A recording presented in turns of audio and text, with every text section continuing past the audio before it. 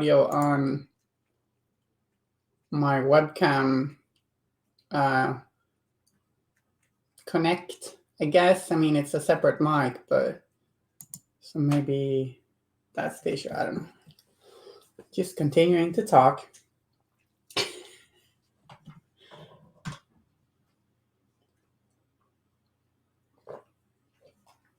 Can you hear me now?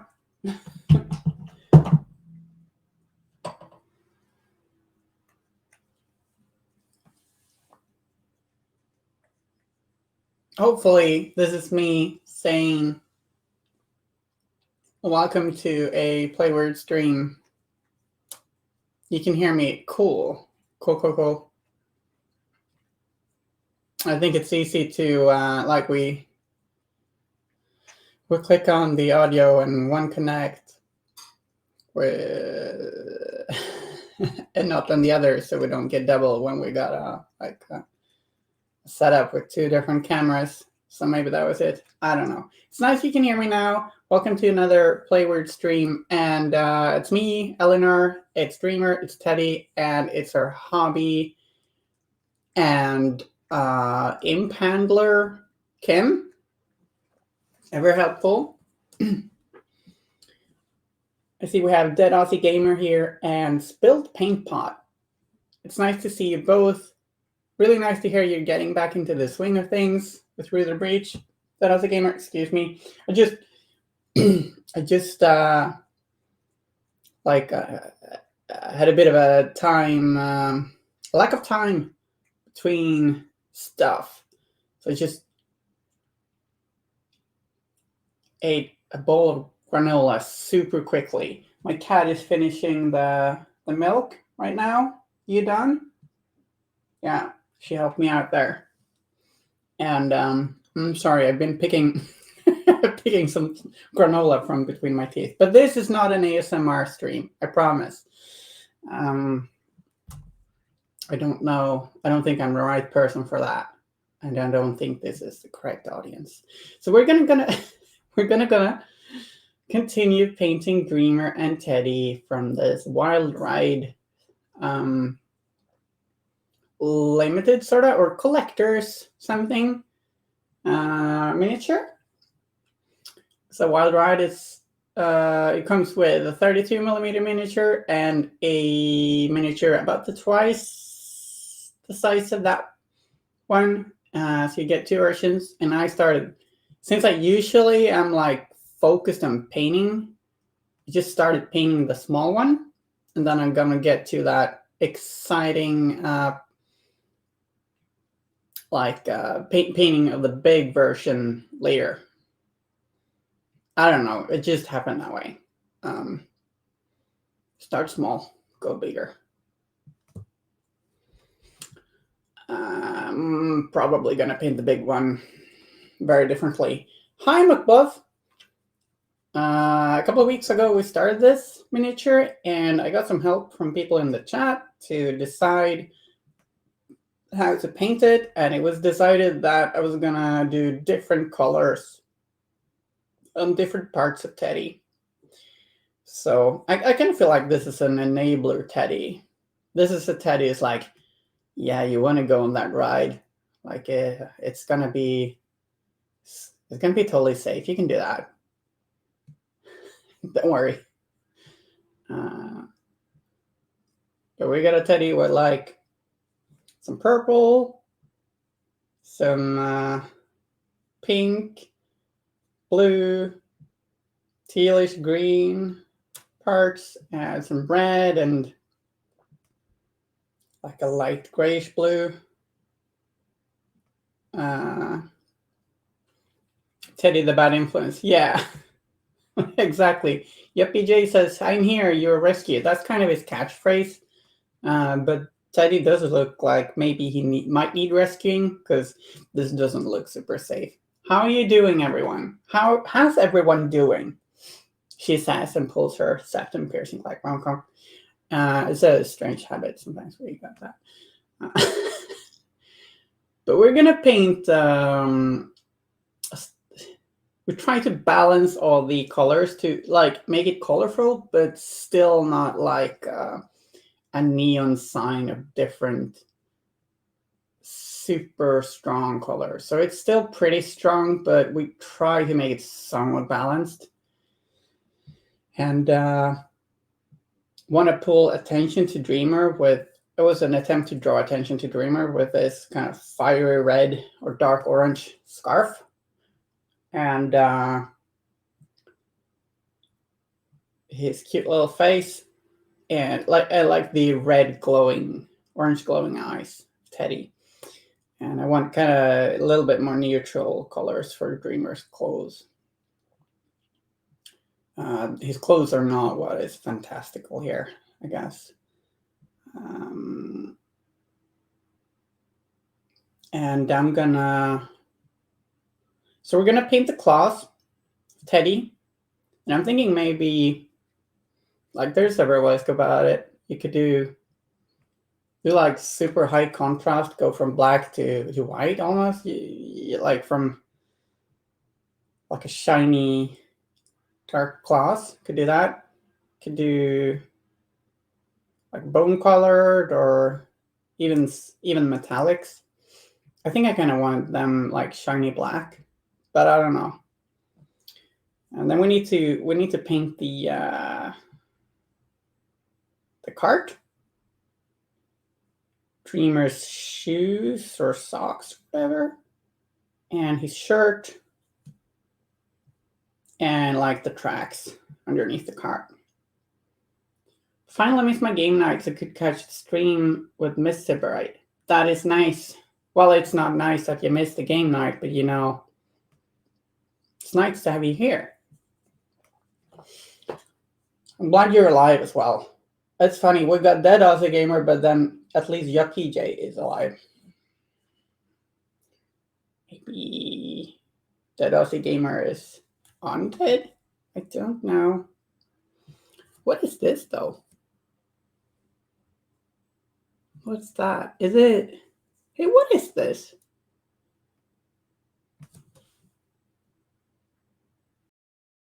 This looks like a little face. I'm a little embarrassed here because I hadn't noticed this little detail before.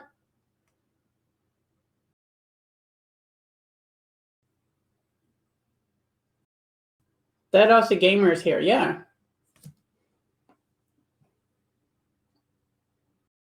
You made some Malif art yesterday. Yeah, it's awesome. Although I've been really stressed. Was it like some sort of kind of faceless person, or was it like? I've been stressed. I'm sorry. I haven't really. I'll have to look at your art closer later. I closed the pub tonight? That's atrocious. Baby doll head. Yeah, it looks like a baby doll head. Strange. Is that like a little handle? Is it in the artwork? That's what I got. I'm gonna try and find out. Malifaux, a wild ride dreamer. The archivist, yes. I actually was gonna say, hey, wasn't it some sort of, and then I couldn't think of Nexus or Cadmus or archivist. Certainly looks like the archivist, yes. Faceless, no, but no mouth, right? Maybe. Okay, so I found the render, and it's definitely a doll's head.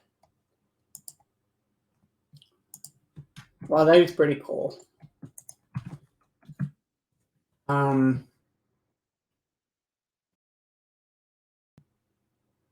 It's like a super detailed 3D render.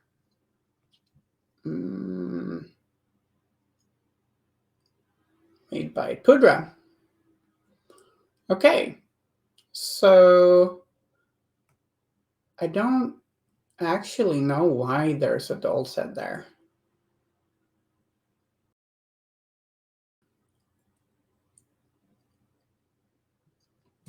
But let's just paint the doll's head, I guess, right? Well, maybe enough yammering more painting. I'm going to start by painting the cloth.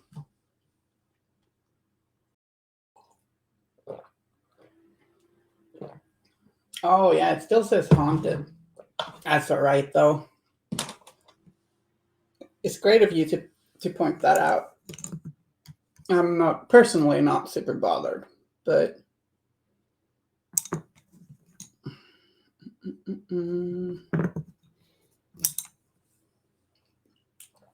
okay. Right, we also have stitching to paint.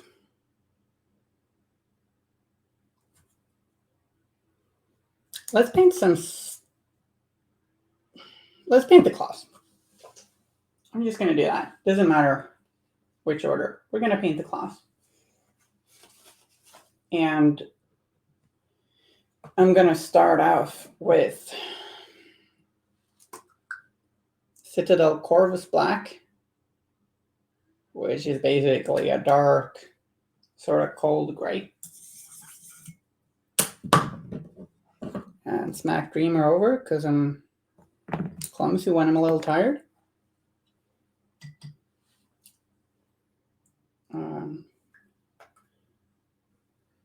I'm against the punishment of children, but it was an accident on a plastic miniature. Maybe I'm fine. So some Corvus Black and we're gonna do some layering, and I'm gonna not cover everything, but this step will have pretty broad layers, and we'll go sharper as we continue.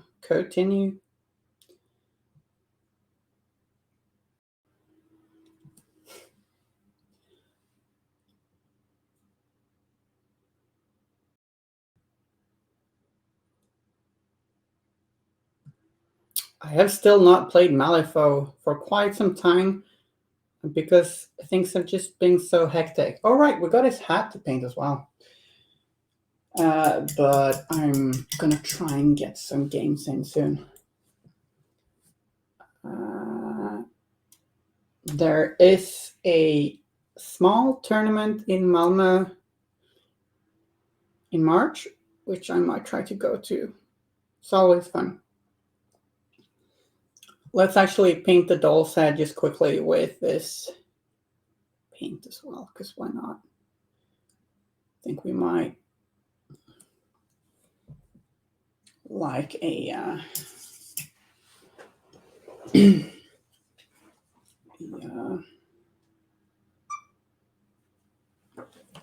dark gray shadow there.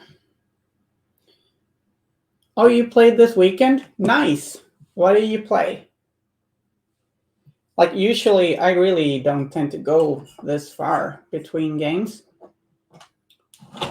Just crazy year so far. Tend to play like 1 or 2 times a month at least. TG Deluxe, haven't played since Wizard Games in Gothenburg. Oh, fellow Gothenburgian. Nice having you here. I can really recommend trying Malifaux 3rd edition. I think it's a lot of fun.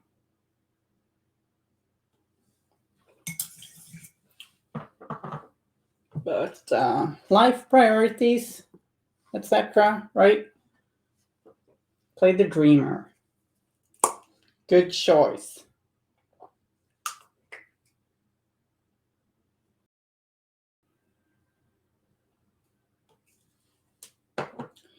I'm gonna make some Citadel Rust Gray into the Corvus Black. And I'm gonna paint, still not the thinnest line ever, but I'm gonna like paint a line like this along each claw and leave quite a bunch of Corvus black showing.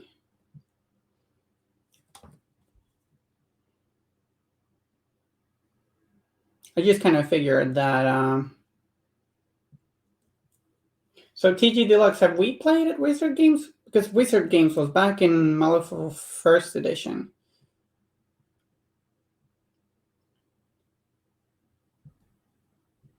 I kind of feel like Black Claws is kind of spooky, so I want to go with that. I do realize a lot of like dogs have black claws, but they also tend to have endearing faces. Tend to, mostly.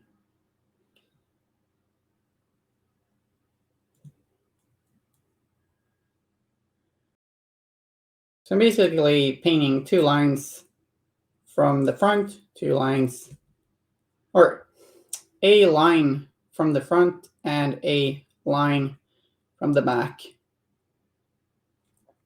And then you should always kind of see a highlight, no matter which angle you're looking from. Just kind of makes sense to me. Then let's use some pure rust gray and try to paint another highlight, and we're gonna focus it like mostly towards the end of the claws, or the tips. You could also use like a thin brush and you're got super good eyesight and stuff, trying to do like a super thin line into the last highlight as well. But focusing on the arrow towards the tips can be pretty good. Play a couple games, but as you say, live and other games as well. Leo over here. Okay, cool. Yeah, life is life, and like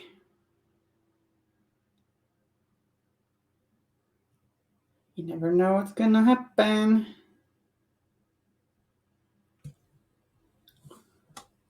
So how are you doing? Spill Paint Pot says, I got a game in on Saturday. It was a lot of fun. I still haven't won a game yet, but I'm learning a lot. Cool. Yes, I mean, and that's not strange.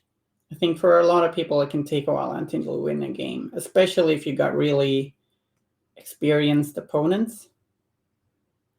It's a deep and it's a very deep game, and can be very rewarding. It can also be quite challenging.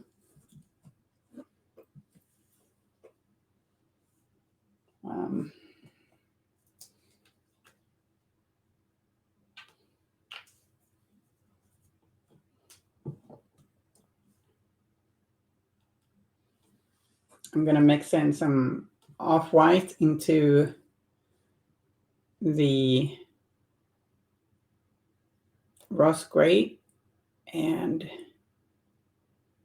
focus even further out on the claws. I think we should actually just use the edge of our brush.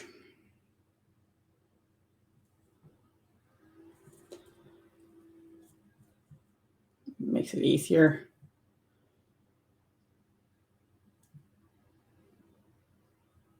And then I'm going to do a highlight with pure, well, it's funny to say pure off-white, but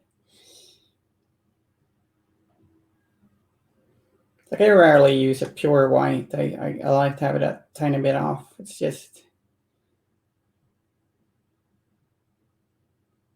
some personal preference. sometimes I might add a tiny highlight of just pure white. But this Vallejo off-white is pretty close to pure, but it's still a little off. Just a little bit. Not super happy with one part there, so I'll go back with some gray and darken down some areas there.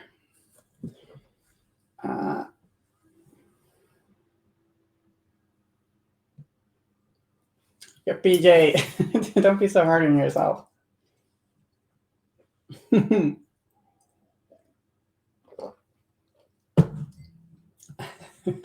It's always nice playing you.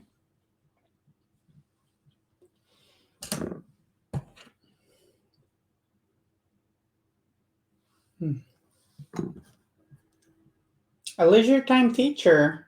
Cool. That's nice. I actually started studying again as well. I'm studying UX design, which is pretty interesting.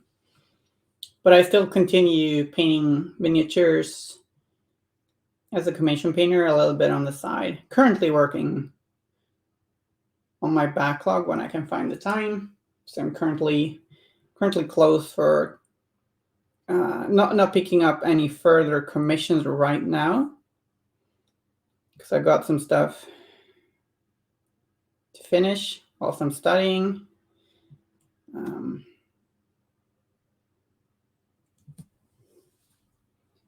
And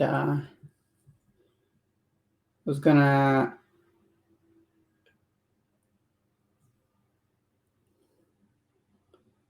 but I'm gonna take on more later.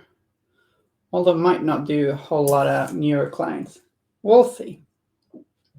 We'll find our way. Thank you, Defective Dice, and welcome to the chat. It's really nice of you. Nice to hear. I'm glad you like it.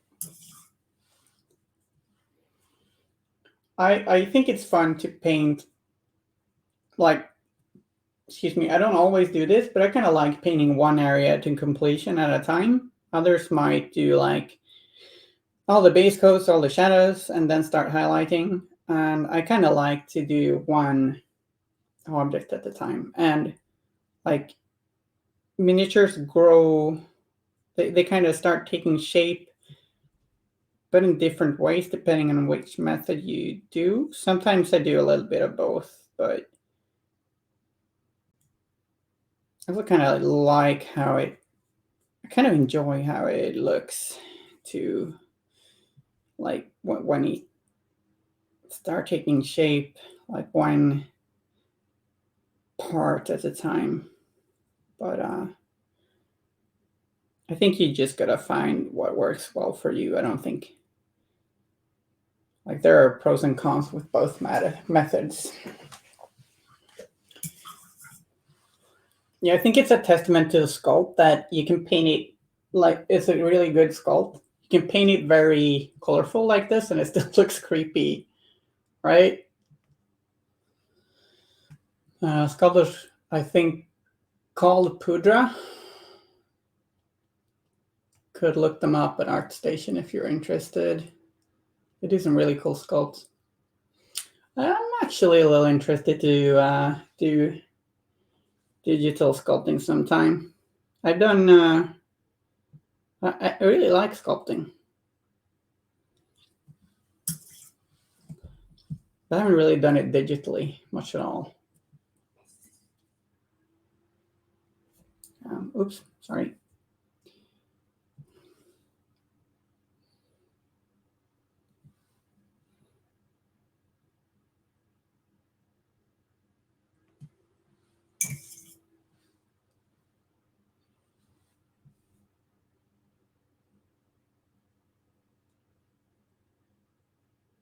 I think most people paint miniatures way too dull.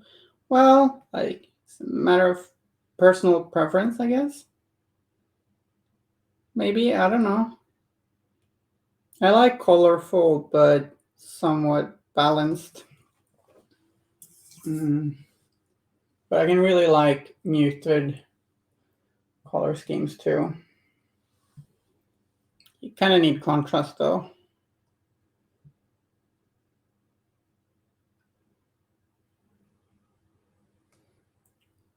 I think does he wear socks or shoes? Kind of think he wears socks, but he also kind of sits on a little pillow, I think, or something. See, absolutely, yeah. See, we have this texture on the cart, but it's a kind of shallow texture, so I'm not sure I want to. I'm actually not quite sure I want to dry brush it, so I might just do dot work.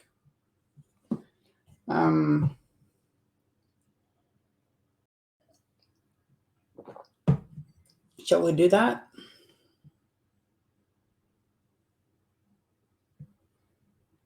Let's paint the.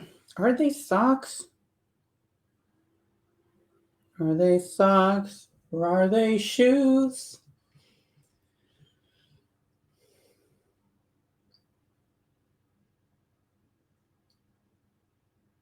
Oh, nice. Yeah. Yeah, although like my friend Bori, he paints really grimdark, a lot of grays and very muted colors, and it looks really good. So I think both can work. But if you do really muted, I think you really need to work on your values, like your dark and light contrasts, kind of.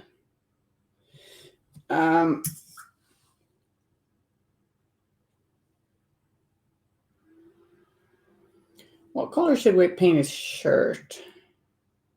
It's just a dark gray, maybe. Just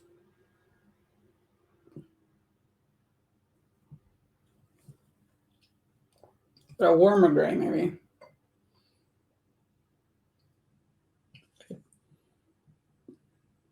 Like a dark, warm gray. I think so. I think I kind of like that. Got a little hint of green in it, which just a tiny hint of green in it, which kind of works with the contrasts with the scarf.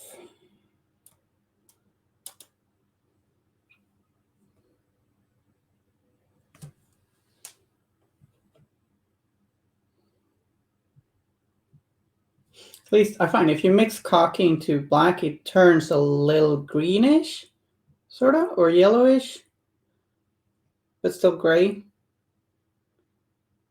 And that's what I'm trying to work with.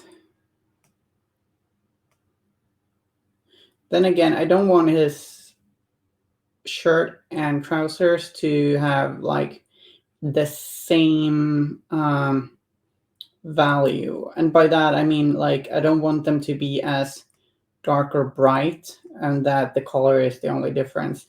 Because I kind of feel like you want to paint a miniature so that it will look good even if you take a picture and remove all of the color from it.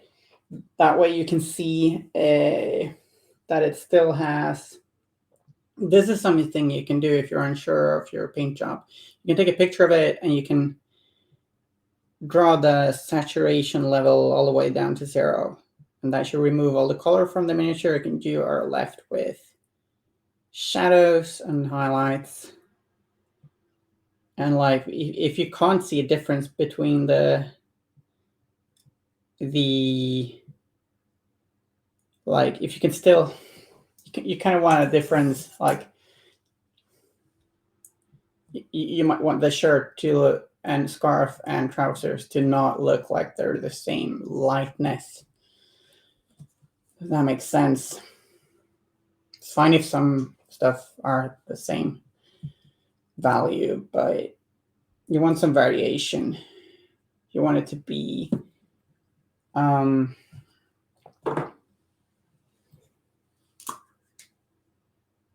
you want to work with not just colors. You want to work with darkness and light as well.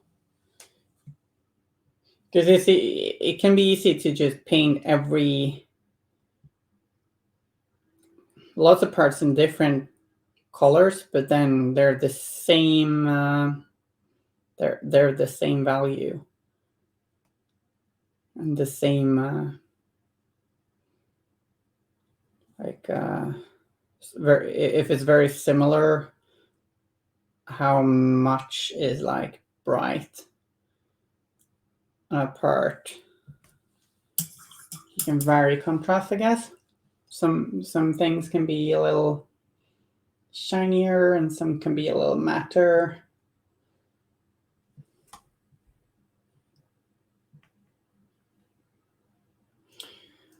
Your PJ says one of the coolest Malifaux minis I've seen is an old almost black metal Ramos, which is an electric blue OLS. Correct me if I'm wrong, but I think that's Malifaux creator Eric Johns who's painted that, or perhaps co-creator Nathan, but I think maybe Eric. Correct me if I'm wrong. But I think so. And I agree, it's a really, and I think I know which one you speak of, and it looks really good. I think it's Eric. Yeah, I think so too.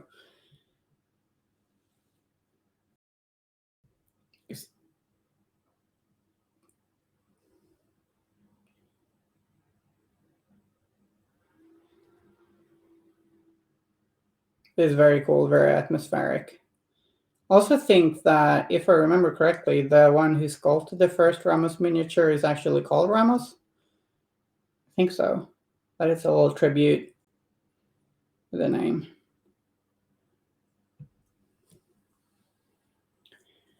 I do actually, yes. I think we got a confirmation it's Eric. Nice. I think if we do this. Oh, I think, okay. I think Kim will be able to sort us out with that. Usually we tend to, oh no, yo PJ, I'm sorry. Did you chop the headphone cords? That sucks. I've washed my small headphones. Too small. Thank you, Nightbot. I washed my last little headphones. I think I should be banned from using tiny headphones. So I now bought over-ear headphones. I don't think I should be allowed to use any other kind because I'll forget them. I'll be just careless this one time and then they end up in the laundry. And then I feel like so stupid. And that my adult card should be revoked. Fighting an imp, yeah, it's understandable. But that's I don't Twitch a lot. I don't use Twitch a lot, but that's my Instagram.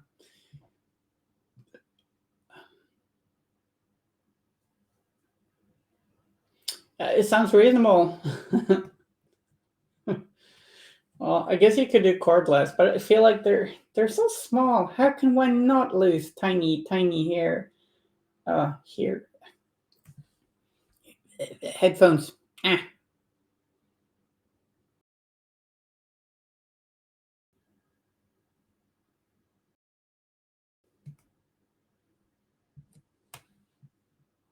So small.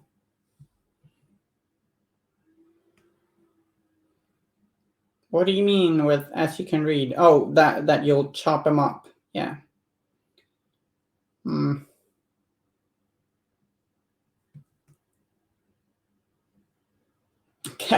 Cats is also an issue. Yes.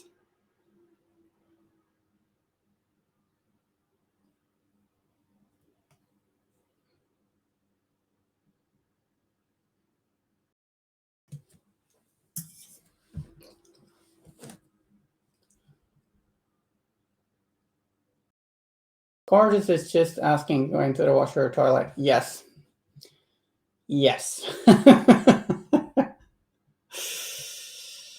For sure. Maybe I'm actually unsure of this color choice.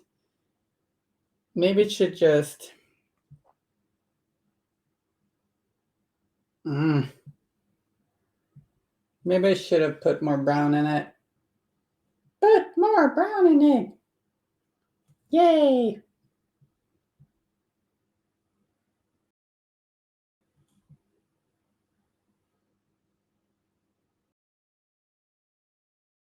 Just paint his little shoes / socks. I really don't know. I think maybe they're supposed to be socks.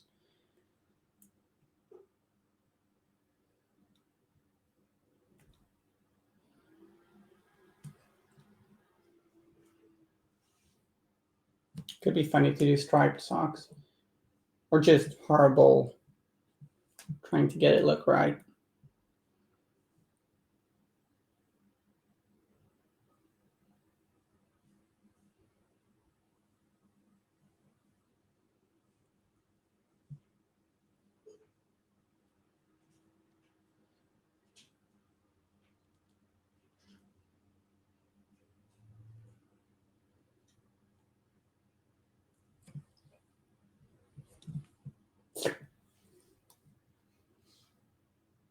Yummy paint.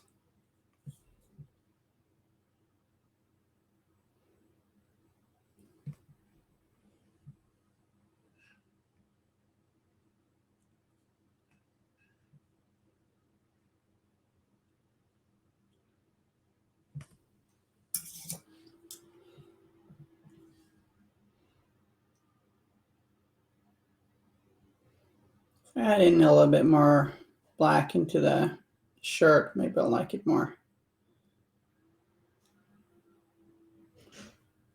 I think so, actually.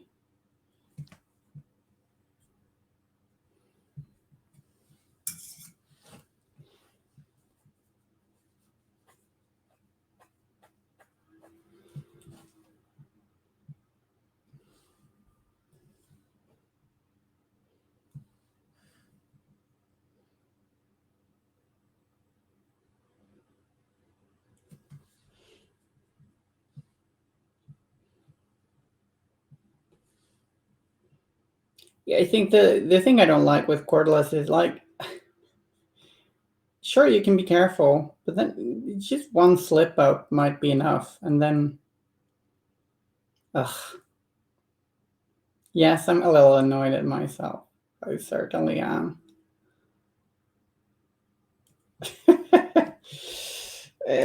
Wow.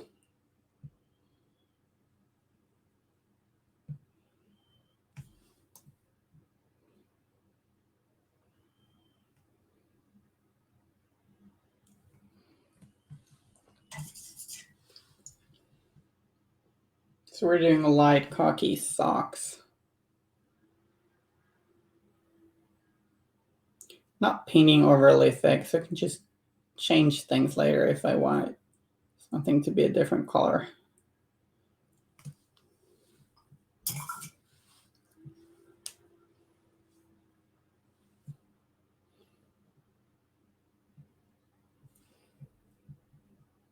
Always wear no short shoes as you sit down on the bus. Yeah, like, unless you have a super solid regiment where you're like, it's 8 o'clock, I'll put my headphones in the charger.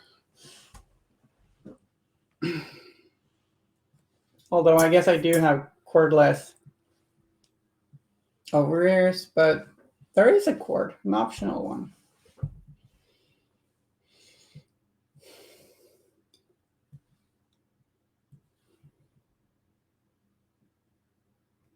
The new pair I bought.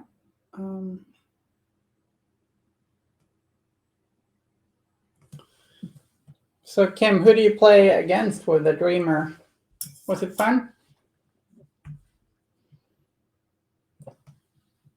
And don't tell me it was against your cats. They can't play Malifaux. Prove me wrong.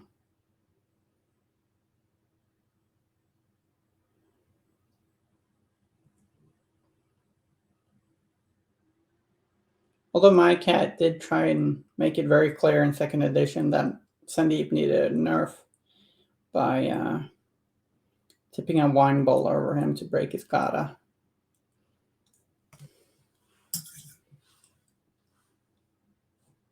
Anya too. Cool. Well, important thing is that it's fun. So hopefully it was fun. I love it when people say though, yeah, fun is good, but the most important thing is winning. Tends to be a joke.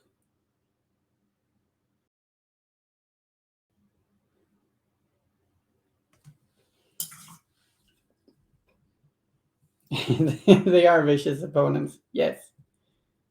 They tend to not really care about rules much, which makes them kind of shitty opponents, in my opinion. Okay, let's paint this doll's head.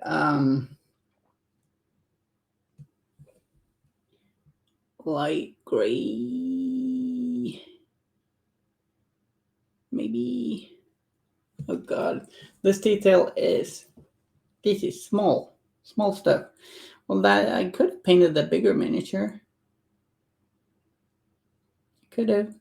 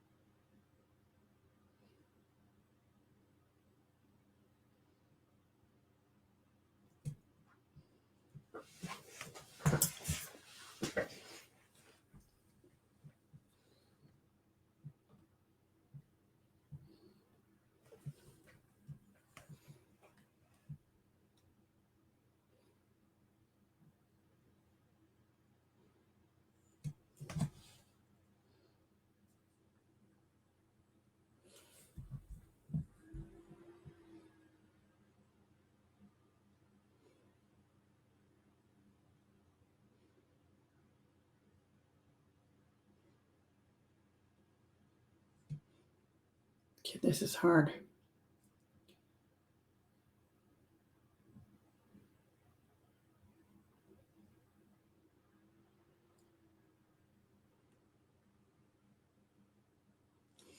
Anyone having any fun stuff on the paint table right now? I tend to stream for 3 hours. Yeah, PJ? Tend to be so like 2 hours and 15 minutes left.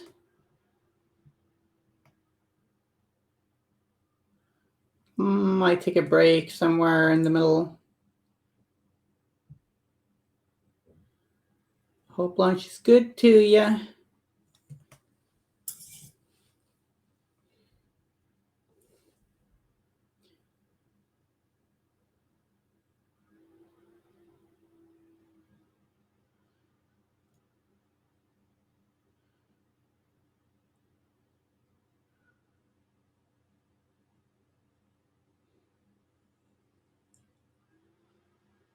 Oh, I just figured out what this is. This part. It's a yo-yo. This is a yo-yo. I now feel like I'm Sherlock Holmes or something. It's a yo-yo.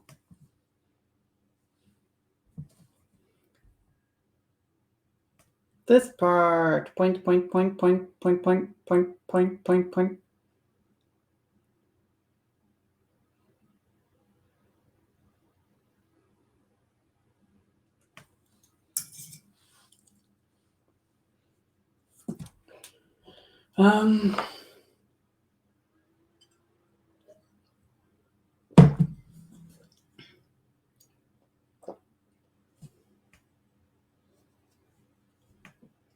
I think I'm gonna paint the yo-yo later, though. Elementary, my dear Watson. Exactly. Clearly, it's a yo-yo.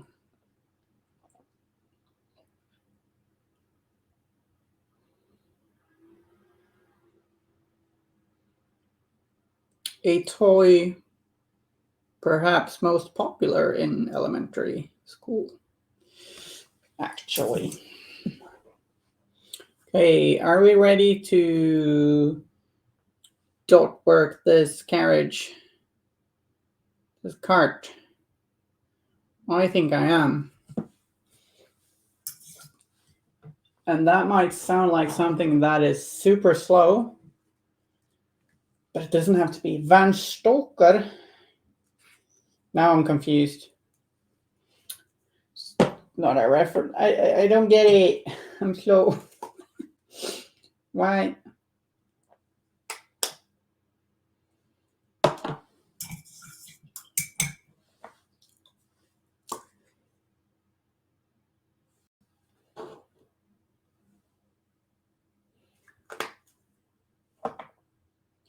Marstock.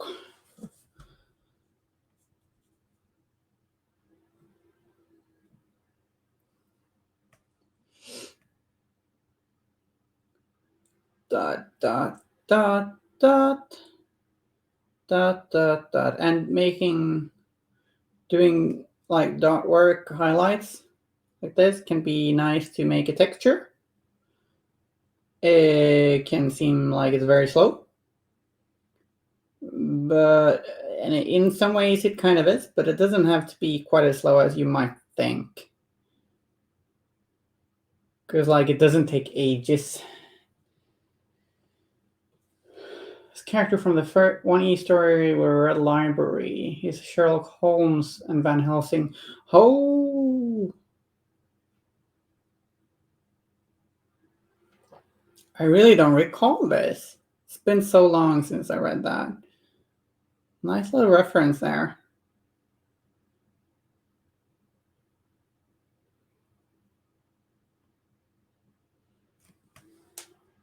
So I'm using Citadel Gorthor Brown to make little dots to suggest this.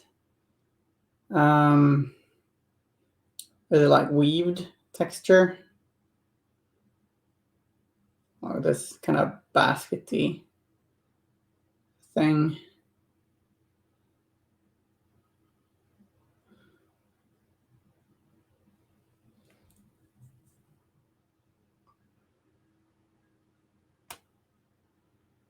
Could just dry brush, but I sometimes I think this provides a better result, especially since it's very fine detail. It's not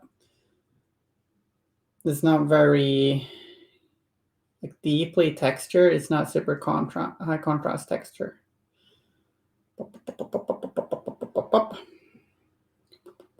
Paint with sound effects.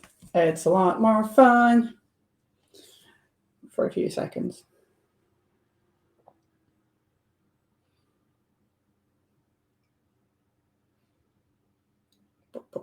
Oops, that was a little too big.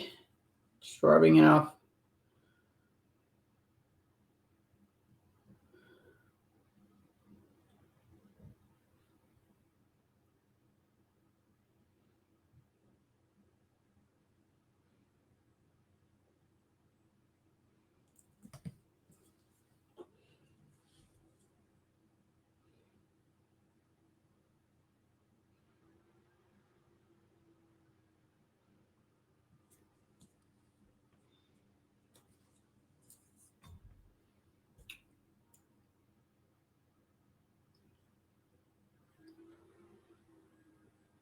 God, I'm sorry for being a little outside of camera there. Was that a demented teddy bear? I think I recognize it from somewhere. Hi, Unspeakable Gravitas. Well, I don't know. There are a lot of demented or enthusiastic teddy bears in Malifaux. Quite a lot of different creepy teddies in this game. I can I can try and remember to bring my special Miss Airy pink teddy bear in the break to show off. It was a paint job I did quite a long time ago, but I think it still looks pretty good.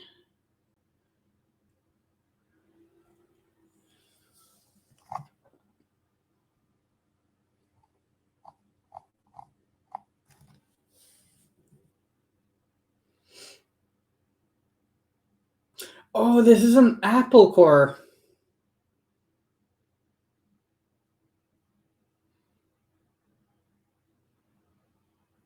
At least he got to finish his apple.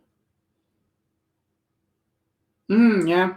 Yeah, quite a lot of teddy bears. And Dreamer tends to be friends with teddy bears, and they tend to look really, well, not super cozy, like not very cuddly. If someone says they look cuddly, well, they're cuddly in a very dangerous way with claws and stuff. Mm, dangerous. Spooky.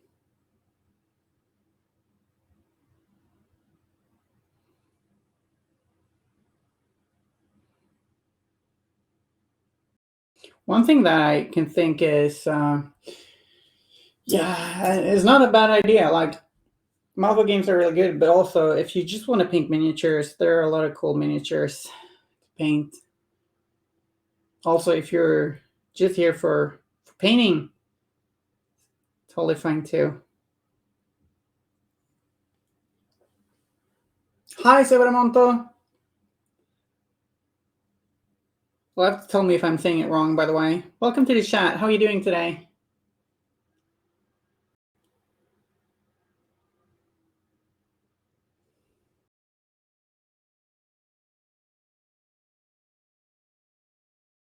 We're feeling dreamy. We. Hey, what's people's opinions on like amusement park rides? I can sort of personally, I'm a bit of a wuss.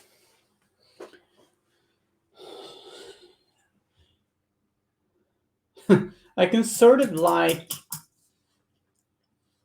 roller coasters myself, although I will probably never take initiative to go on one myself.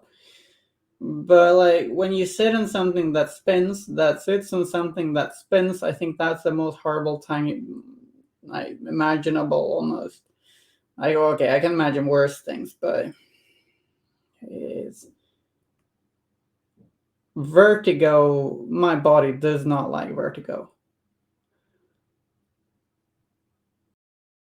I'm not combat pilot material, but that's okay.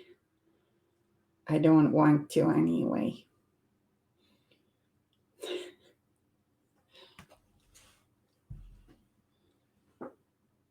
Sometimes you tell people it's pronounced Tim. Some might call me Tim. Some Monty Python reference. I really like Tim the Enchanter. Great guy.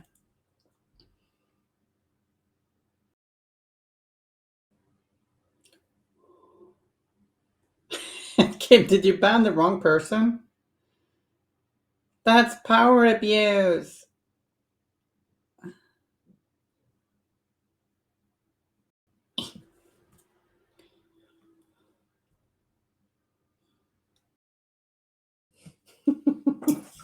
Oopsie.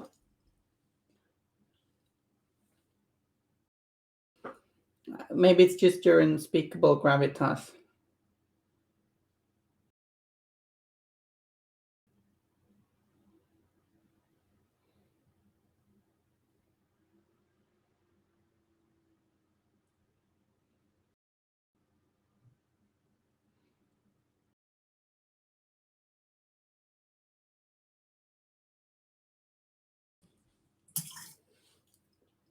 Water-based rides. Yeah, those are pretty fun. I can enjoy those. Not too fast and fun splashes. I'm kind of with you there.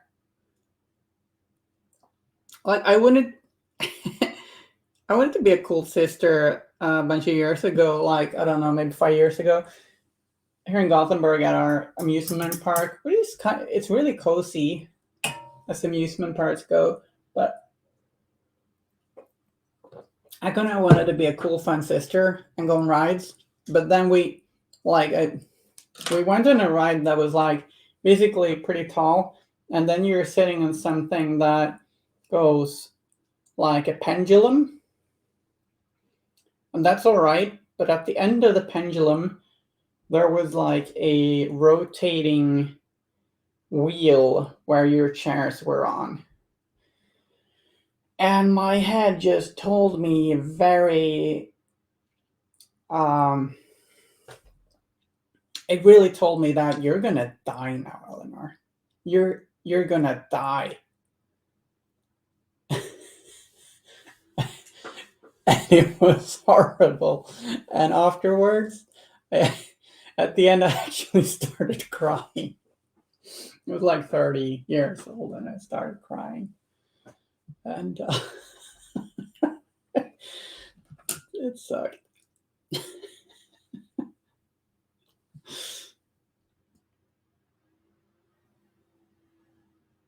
That's my worst amusement park experience.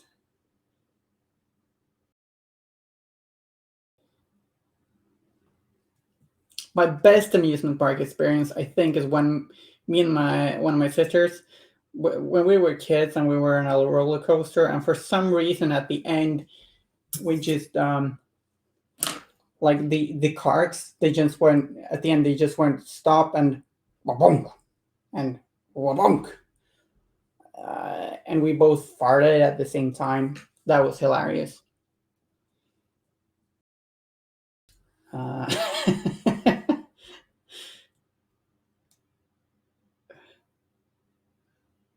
fond memories, fart jokes.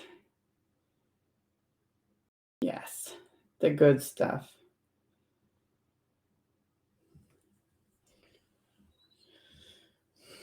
Supermoto said, I only know the ship that goes like a pendulum. That is actually fine. Yeah, but it rotates. Yes, it rotates. Ship, sure. I'd find it scary a little bit, but I could handle that. Rotating at the end of the ship?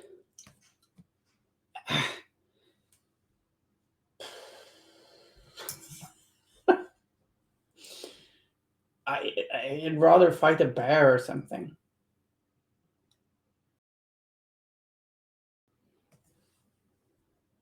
Okay, so let's mix a little white into this to do some more little dots to highlight in some places. These sound effects are optional. You don't have to do them. You could also tell me to shut up, and I will not shut up, but I might consider not doing the sound effects.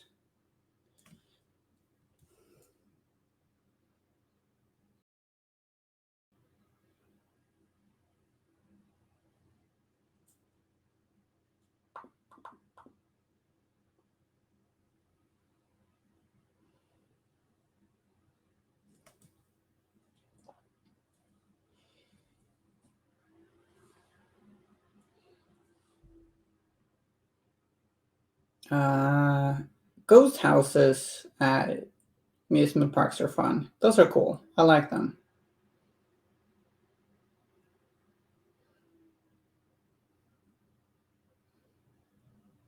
Vertigo is extremely rough on me.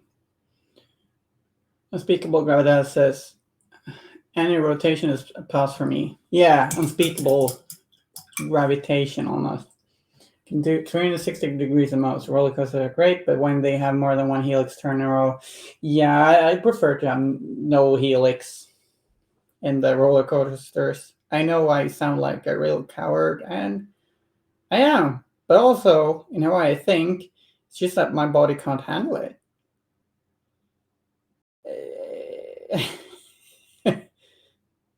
I don't think it's just that I'm a coward. I think it's that, like, I can actually feel sick on swings.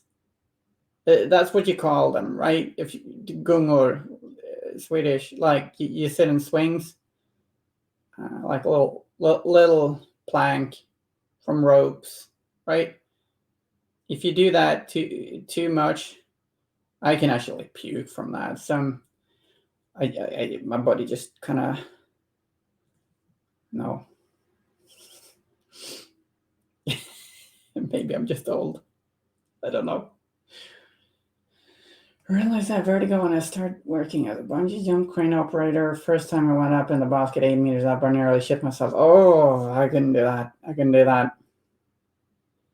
We went up into this spy station, I don't recall the name of, outside of Berlin, and I did manage, but like some parts where you walk on top of, what is it called, like a catwalk, and there's just like a metallic, like you can see through this metallic floor. Ah, scary. Scary, scary stuff.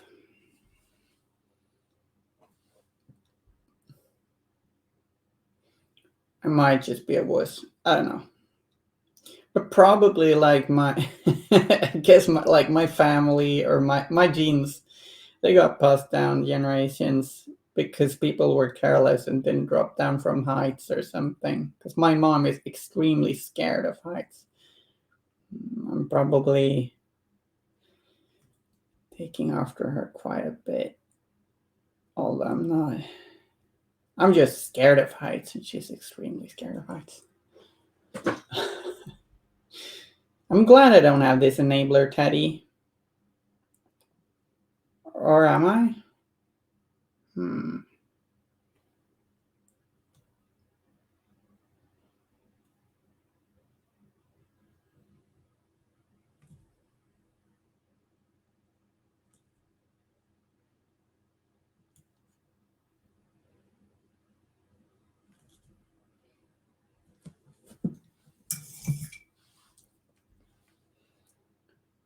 So the brighter you go with this dot work, the shinier the brown, like the weave is gonna look, and the sort of brownish weave can actually look kind of shiny. So do whatever feels right. I'm going somewhat right. I kind of like it.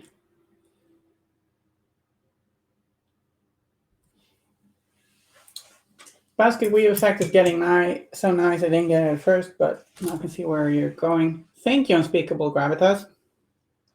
Yeah, you just like dot everything in brown, and then you dot some things again in with some white mixed in, and I think it kind of looks.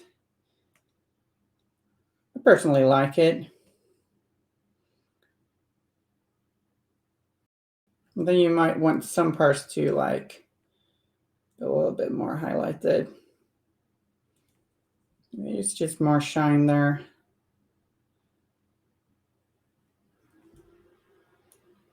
Basket weave, right? That's what it's called.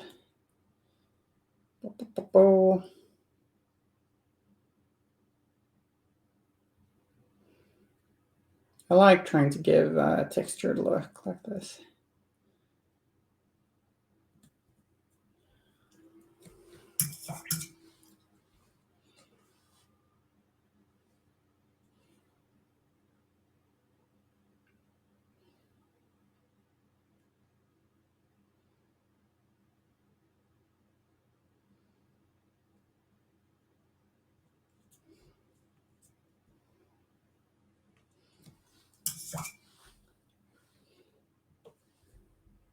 And I mean, like, there was a lot of dots, but it didn't take ages, did it? I mean, not really.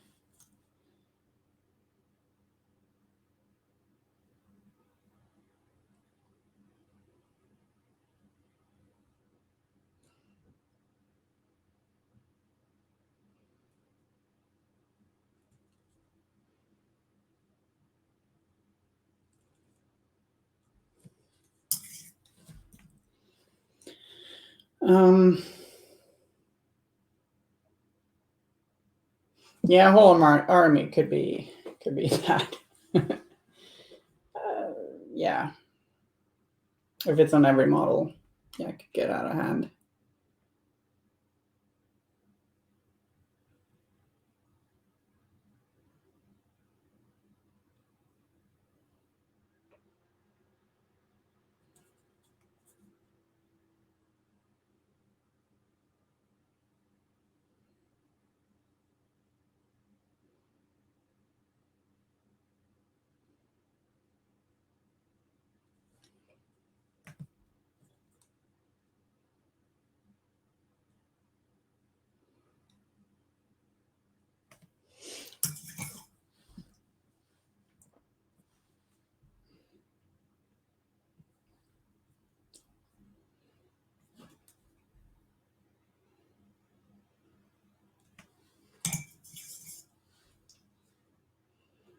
Might want to pick out a few of this, maybe a little bit, like,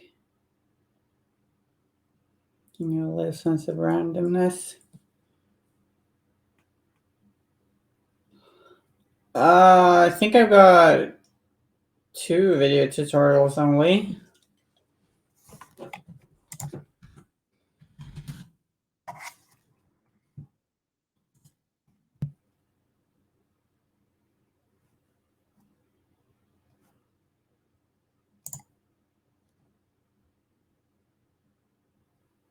I actually got several.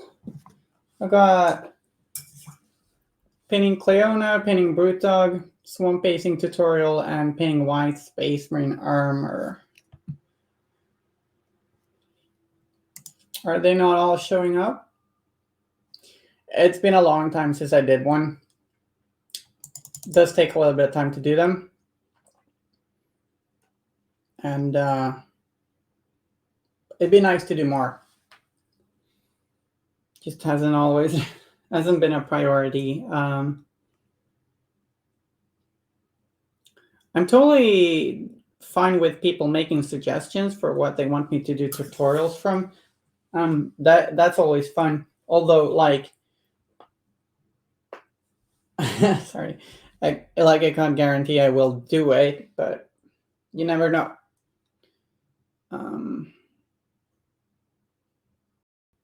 There's always I have this little problem in my life. There are a lot of things I want to do all the time, and it's the prioritizing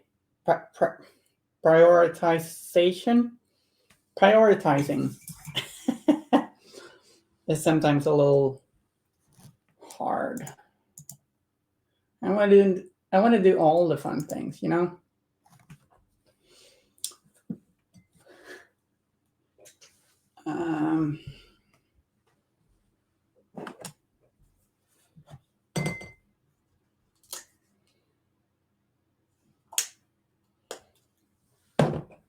Okay, so this is a little apple core. I'm gonna paint it ogre camo, and then I think it'll be easiest to make it read as an apple core if you paint the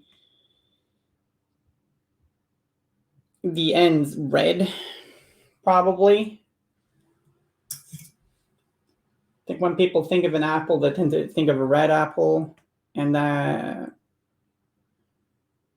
so I'll do the little slowly oxidizing part, the chewed on part with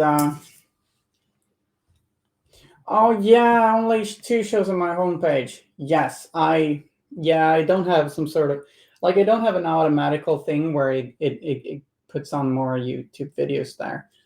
I should perhaps have a look at that. Thanks for reminding me of that.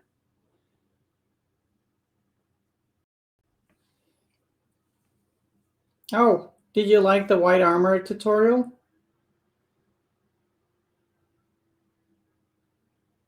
I think it should be useful for other things than Space Marines as well. Hopefully.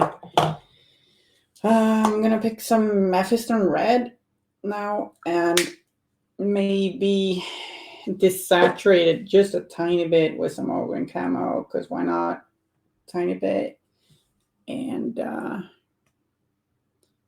paint the unchewed ends of the apple. I think that is like, I think it's easiest to make this tiny little detail look like an apple core if you do that. I don't know, but that's my thinking. I think it's still a kind of small, tricky detail because like it's pretty cool. It also sticks to the side of the cart, which could provide a little barrier of understanding, I think, for the viewer. I don't know. It's certainly a challenge painting it so the viewer will understand that it's an apple core, I think.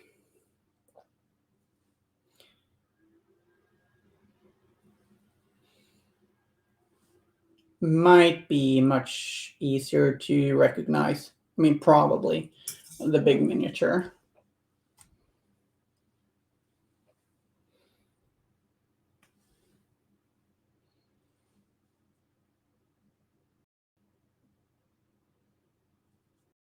Also possible that green would have worked better. I don't know. Let's do the yo-yo. Yo.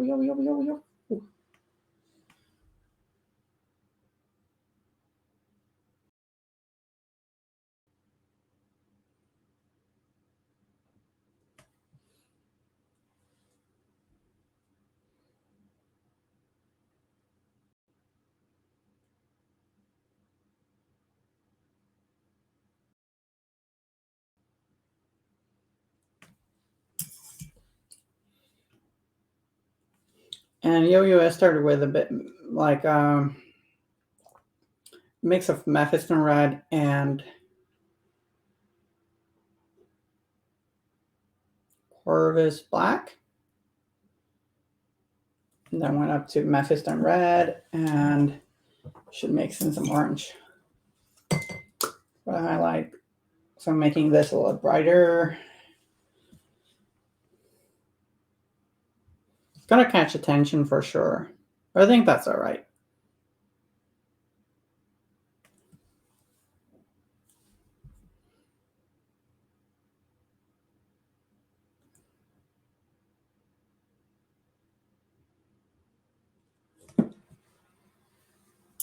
Work well with warm colors. Thank you. That's nice here. I still think the apple core is a challenge to read, like see what it actually is. But I don't know.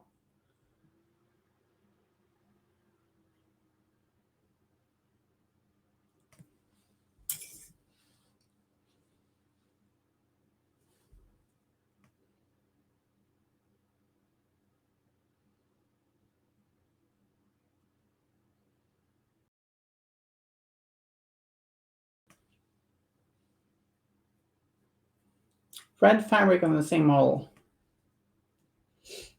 Oh, like on the apothecary.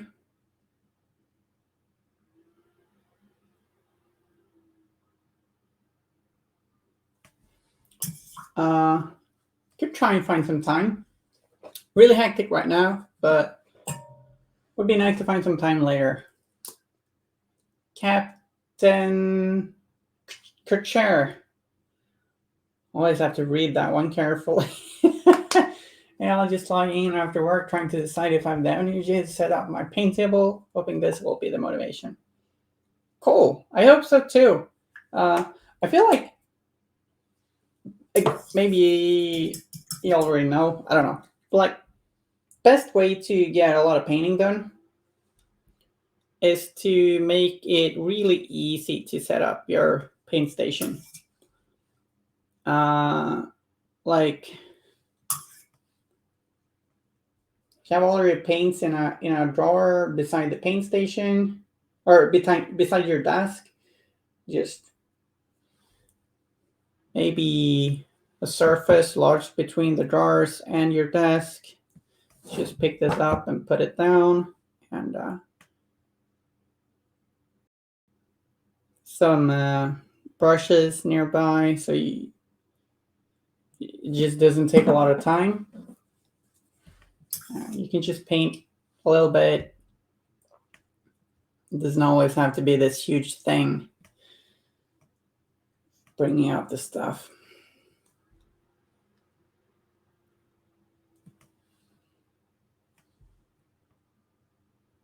I think that's a barrier some people have, that, oh, it takes so much time to put out my paint stuff.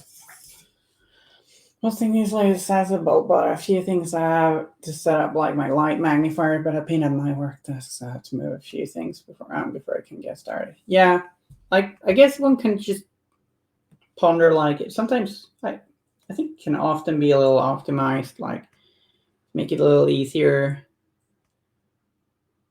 able to jump through less hurdles. Could be as easy as just setting up another shelf on the wall, but sometimes you can't do that. I could also just shut up and leave you alone. I've actually not got a magnifying glass lamp thingy, but I pondered getting one for a while now. I'm not excited to paint the crew. That's a rough thing.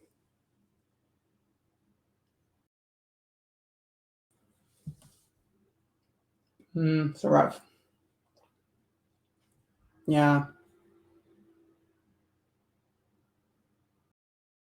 Seeing all design, tutorial lesson, and texture work, color picks, and techniques would be awesome to have as a reference, especially short ones like that. Thank you. That's nice to hear. Yeah, just gotta find the time. How do you guys think I should paint the wheels? Should they like be metallic or struggling to paint Sonia Creed? Oh,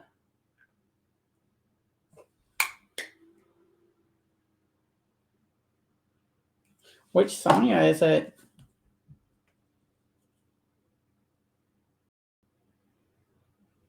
Regular reading glasses. Sure, but like, oh, do they also like just magnify? Because I'm not really, like, I'm nearsighted. Could that still work? Because magnifying like glasses.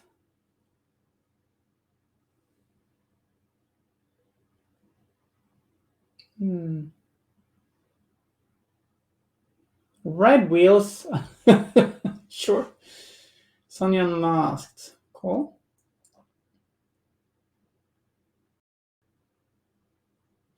Hard to coordinate my fingers when magnified. Yes, that probably takes a lot of practice. It's like, this is kind of maybe like learning to draw with a tablet where the tablet doesn't have a screen. That's the kind of tablet I have to draw digitally. That took a while to learn.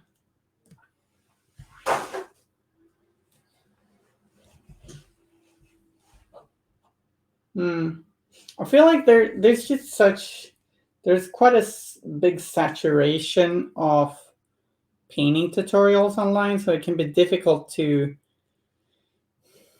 gauge sort of what's missing. Uh,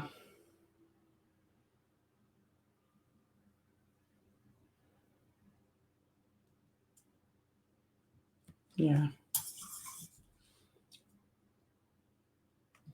Yeah. Do wooden carts tend to have wooden wheels? Lighter wood, metal rim. Yeah. Yeah. Yeah. Okay. That could be good.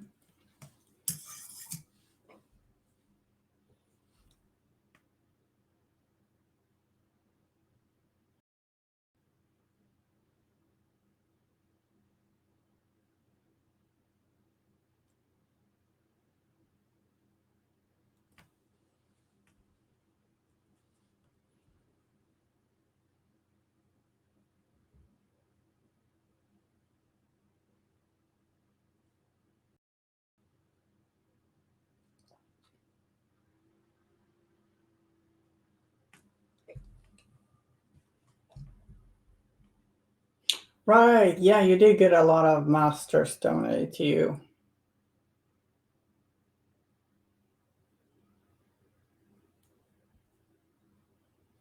But why not just paint the rest of the Tar crew and then paint the Void Hunters later? If you're excited for the miniatures, that can't hurt, right? Then again, it's your stuff, your hobby, whatever works best for you. You probably know, right?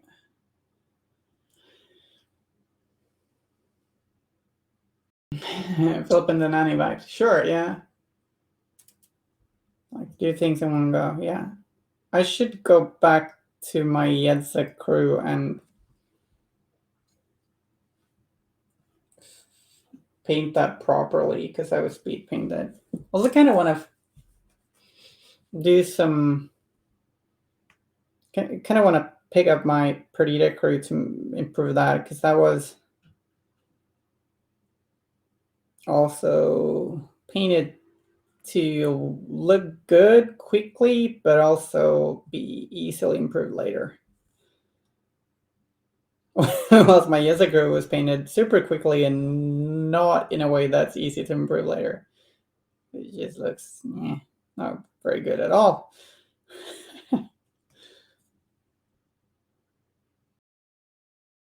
Silverite's painting's best. Feeling the pressure now, though. Jeez, man.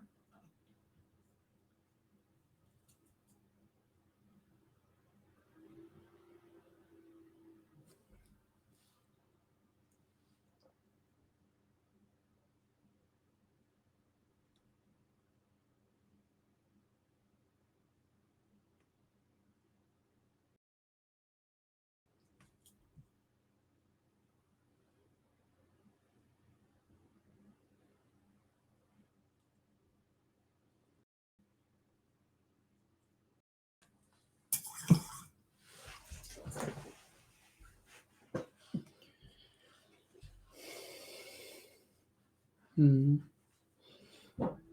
Yeah, I could do that.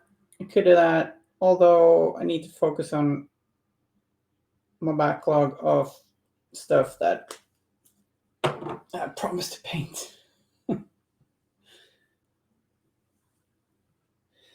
And yeah, we'll see. Paint white spirals on the wheels. Whoa, that could be cool.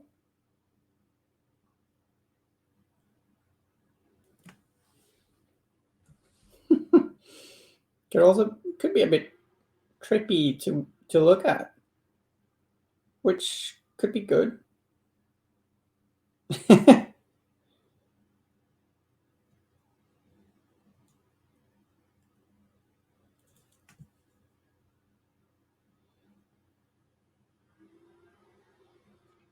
Hmm. Certainly worth a consideration. Tim Burton spirals? Is that a thing? Yeah, I guess it is.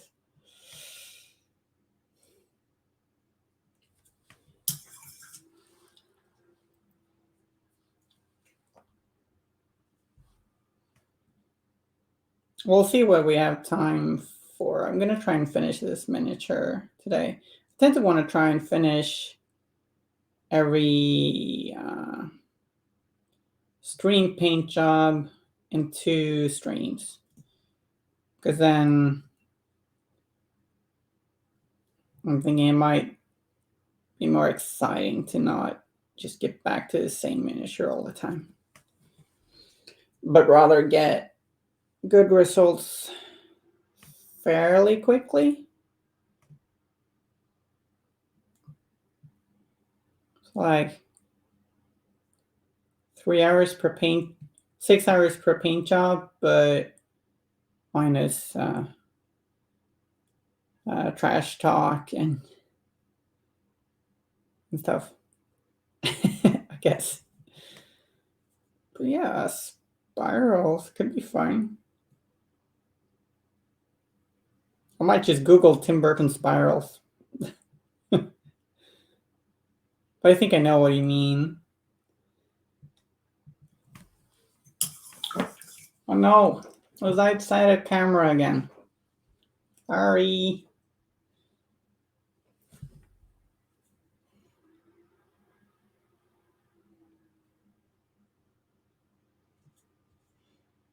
I think I might tint this wood a little bit in some places.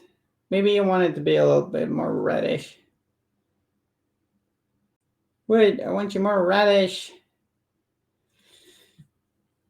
Please.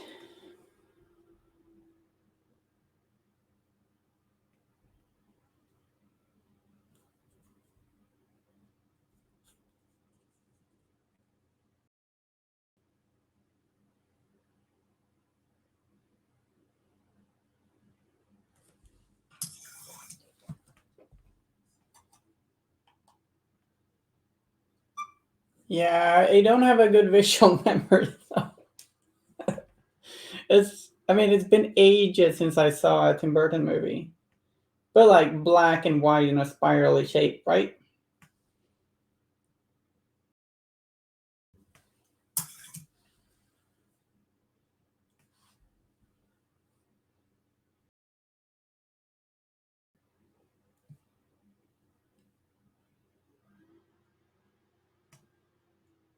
I'll more remember the concept and the movement and the feelings than get a picture of things.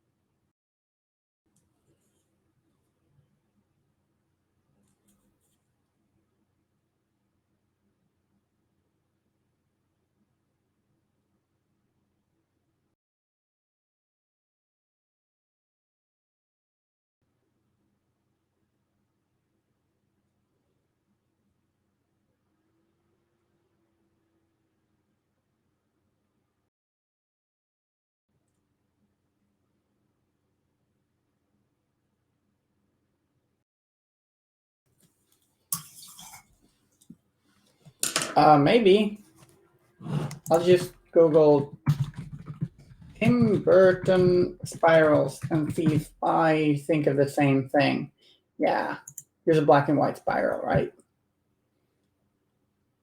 A little wonky sometimes. Yeah, right. That could be fun. It's a nice suggestion. Thanks. I think I'll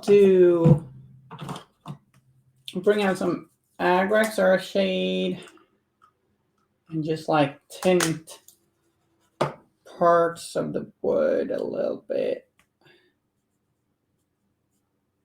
Maybe a lot of parts.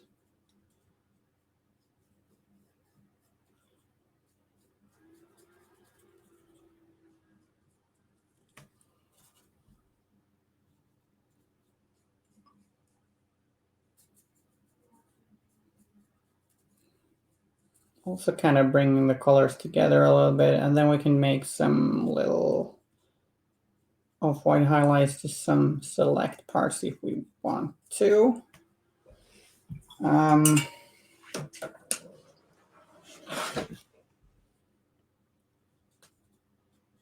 yeah, let's try the spirals. It's fun. It's fine.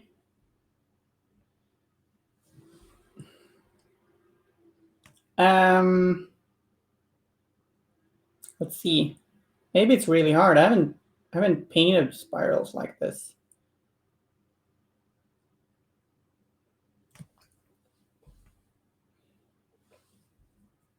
in a miniature. It's okay if they're a little wonky, right?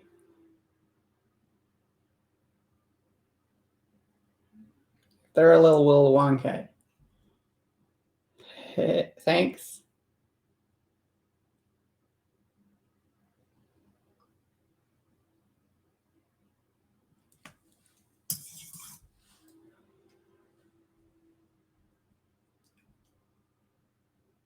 Straight lines and then soft in the corners. I'm not sure I follow. Maybe I'm just a little dumb today.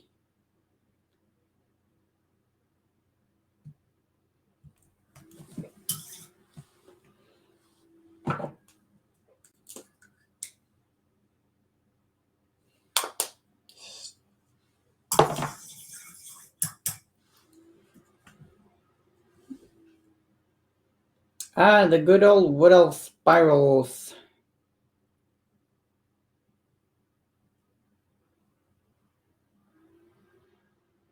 Well, with this spiral, I kind of ended up not using one part of the wheel very much at all. Hi, Brush Warrior.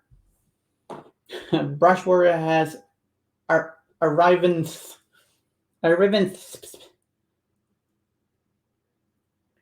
Thou hast arrivance.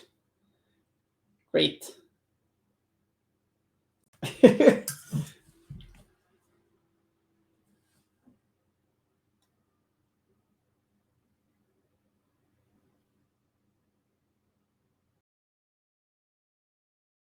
Ye olden English.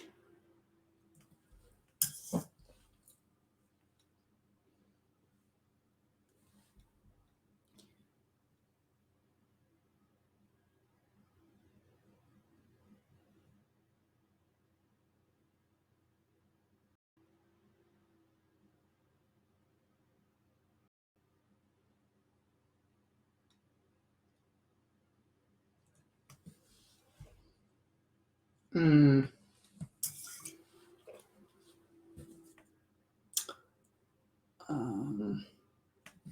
No, these are actually they're like one-piece models. There's no assembly with this sort of like thermoplastic. I don't know what it is, but like regular Malifaux models, you build them, but which you probably know. But this is pre-built. Actually, I don't know. I don't feel confident that I can make this spiral thing in a level I'd be comfortable showing off in the time I've set for myself. So although I think it is a great idea, I think I'm actually just gonna skip it. But even though I don't do something the way you suggested, doesn't mean it's a bad piece of advice. It's still good advice.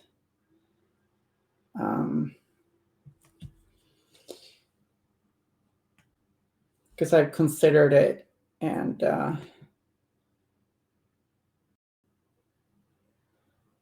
still appreciate it.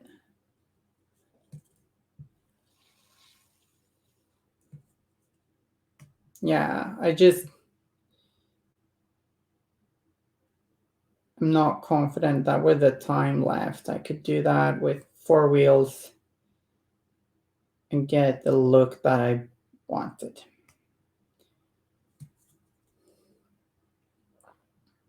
It's just my limitations. Thanks. It was a good idea, for sure.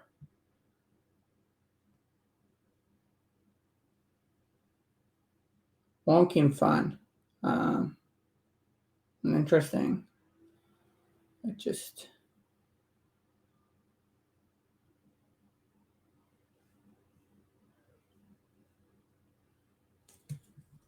don't feel confident enough to pull it off in this.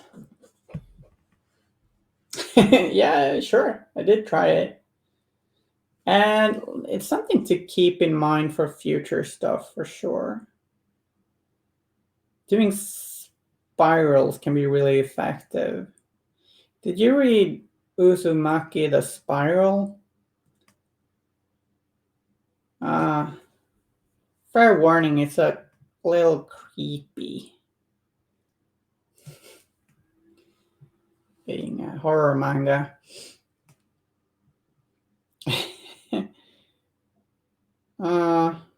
Yeah. I don't miss assembling Bokudo. Fantastic manga. Yeah, yeah. Although to be fair, like I've not read it. Like it was like half a life ago that I read it, but or half my life, not half. You get what I mean.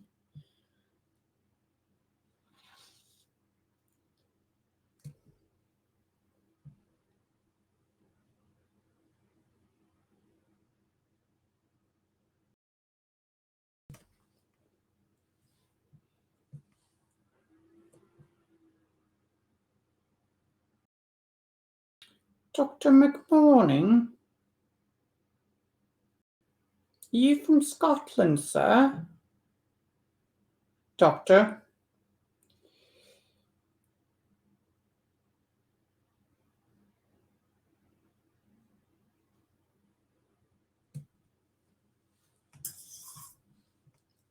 Thanks, Vic.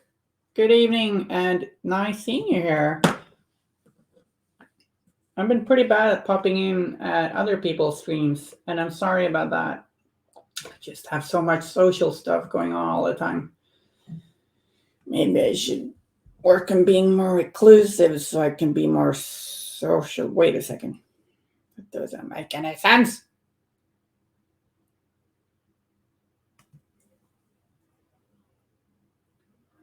Call me Mr. Doctor. So how are you doing, Virik? That was a really cool tattoo you got. I've actually been pondering tattooing a jackalope. I think that would be a fun tattoo. I'd like to have that.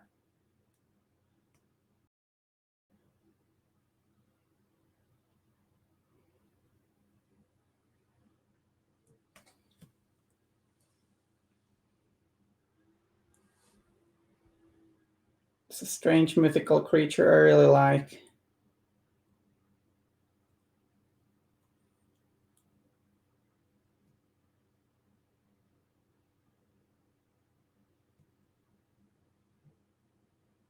His alter name is Insanity? No, I think it's Insanitary, right?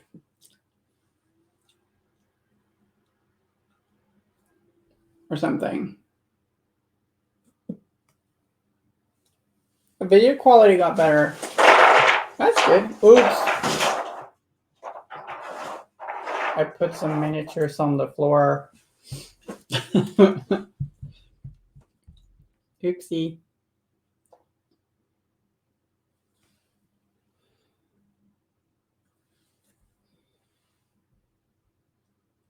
I shall try and keep the miniature well in the frame now. So we got such a good video quality. Well, it's a very easy word to read incorrectly. I think it's insanitary.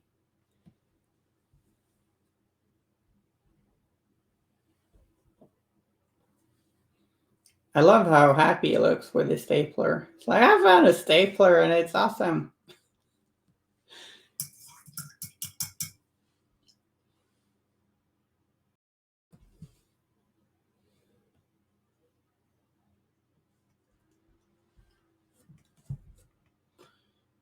Stuck and McMorning together.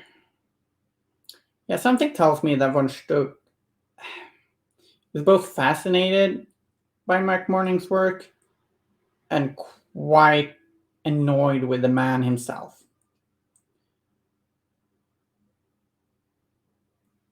I don't know if they meet in any of the stories. I haven't read all of them yet.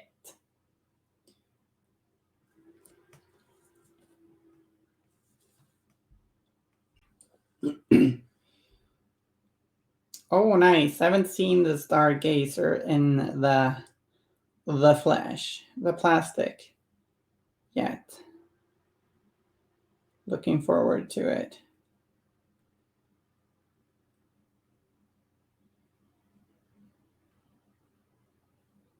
What does he see in the stars? An undead man in the moon?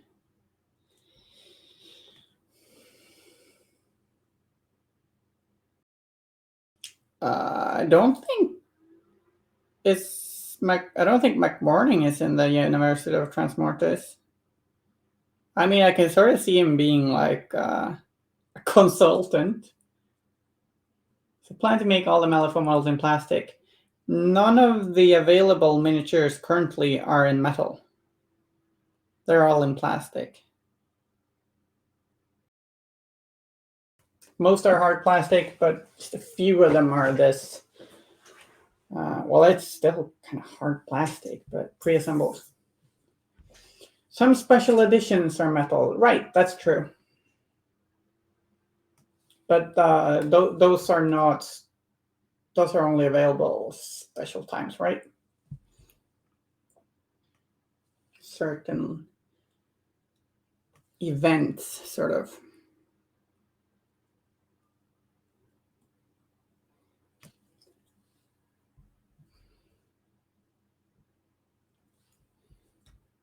Sorry, don't want to give out misinformation here.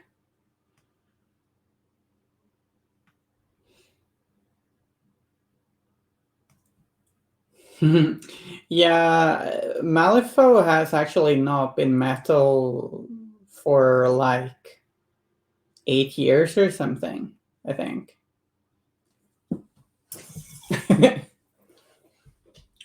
Time flies.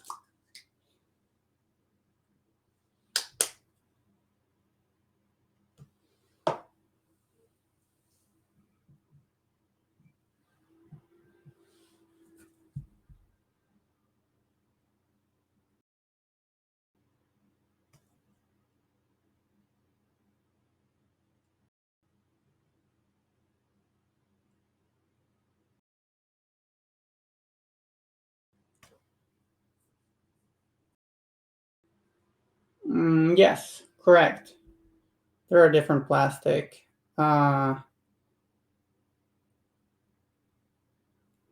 It's kind of similar to the other size stuff, but the Malifaux stuff tends to be hard plastic.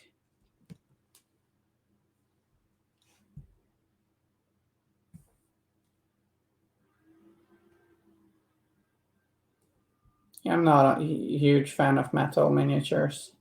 They're nice to paint, but I hate assembling them if assembly is required. It's not fun. And then there's the chipping.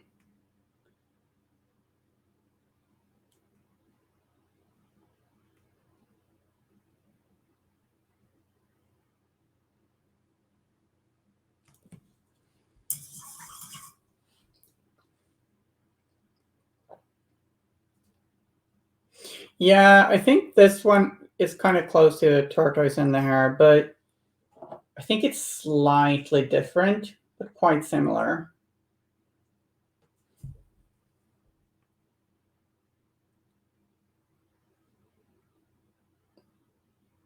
But most of the main line, finding the store miniatures, almost all of them are hard plastic.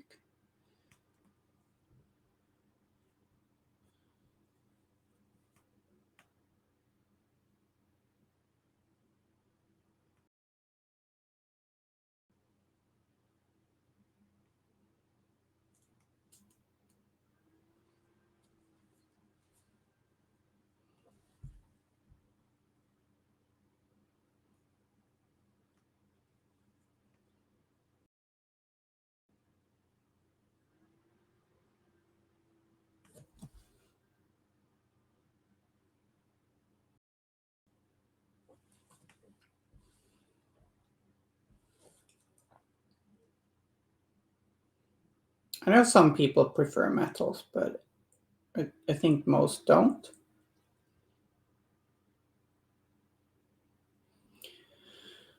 Sayonara, Brush Warrior. Buenas noches, etc. It's nice seeing you here.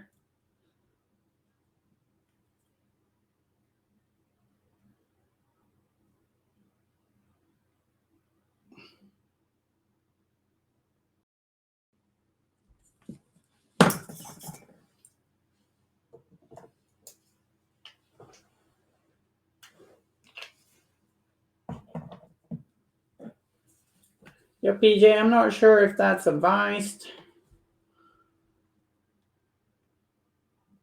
Having possibilities can be good, but I don't know, man.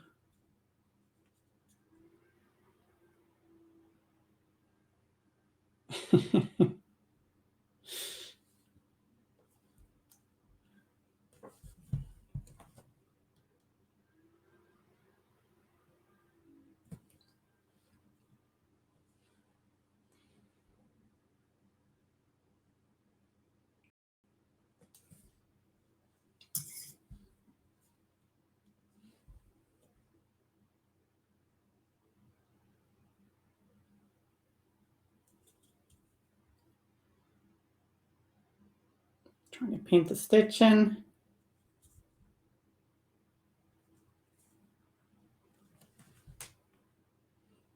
And sometimes, I think in some places, maybe it's not meant to have stitching there, but I'm gonna add some as well. And anyway.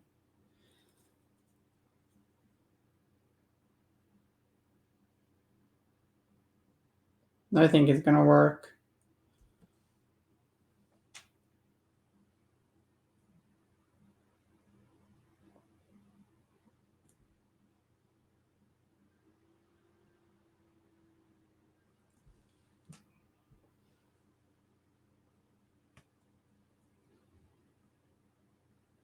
Yeah, don't get me wrong. There are a lot of good metal miniatures there, and they can feel classic, maybe classy, but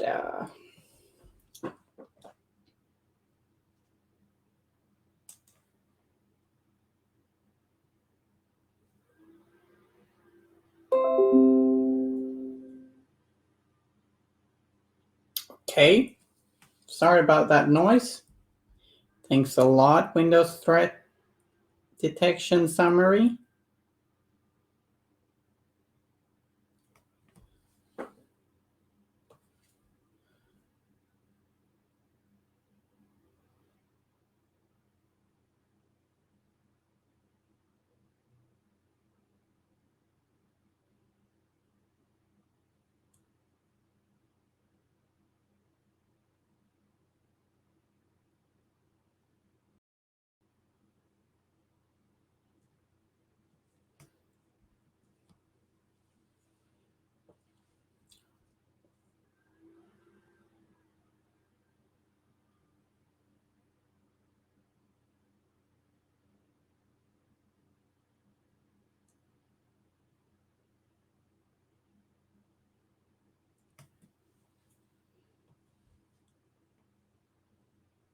I use first edition Marcus model as well. Hi, Defective Dice. Yeah, I use the old Alt Marcus miniature actually. I really want to paint the Meowrcus mini.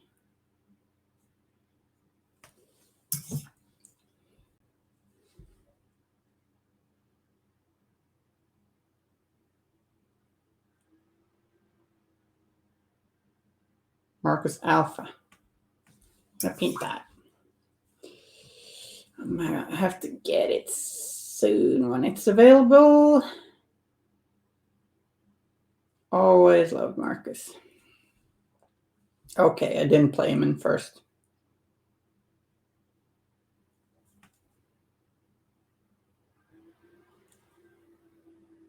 Bought the mini then, though.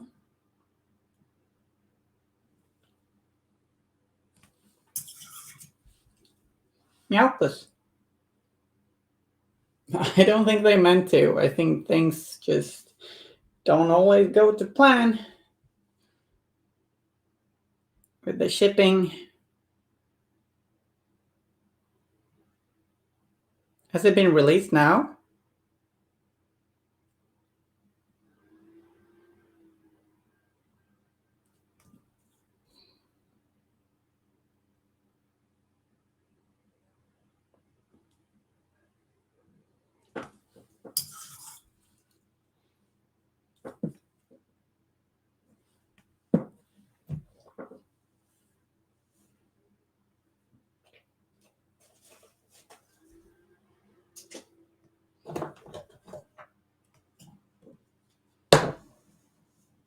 Where'd that paint go?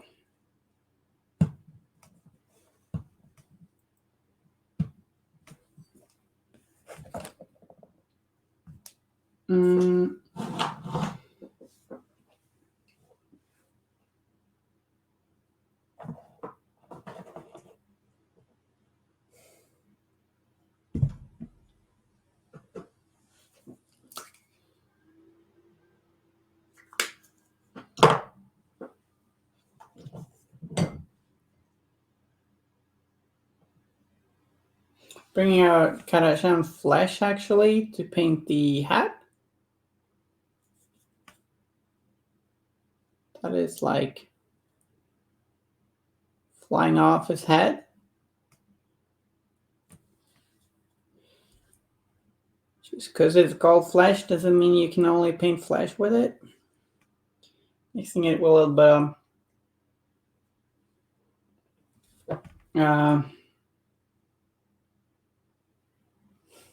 Nicodem avatars are really cool.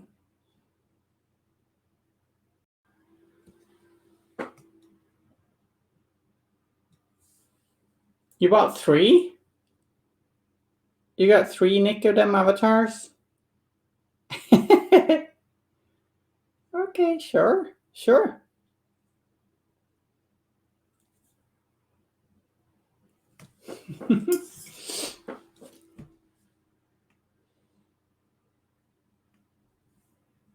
Mini collectors, am I right?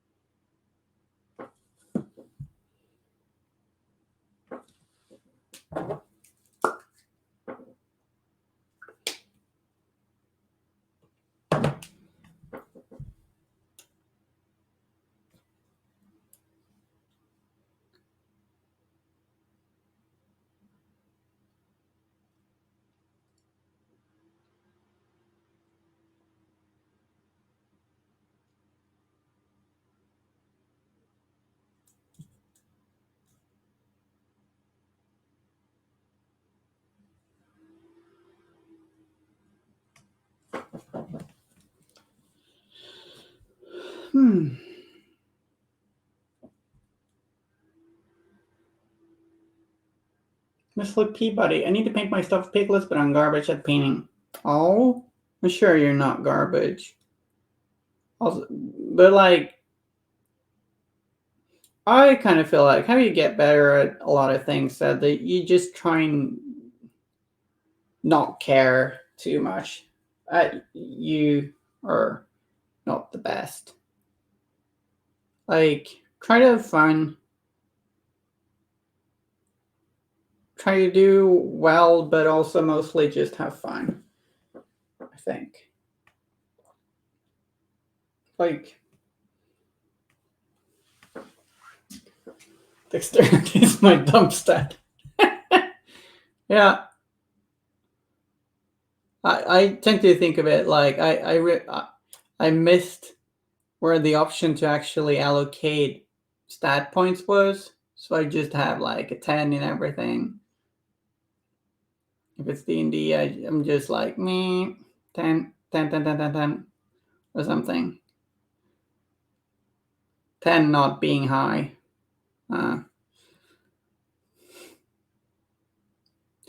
Being pretty mediocre. If I recall correctly. Maybe that's me being mean at myself. Dexterity is just dump. My dump stat is a really fun joke, actually. I like it.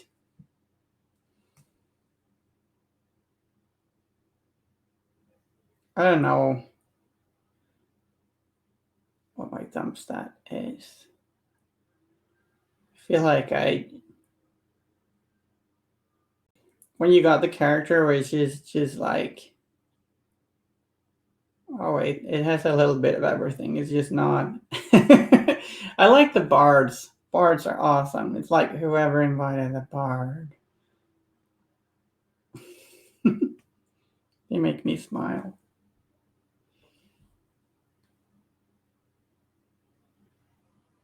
Maybe dexterity is my dump stat. I don't know. Hand dexterity seems fine.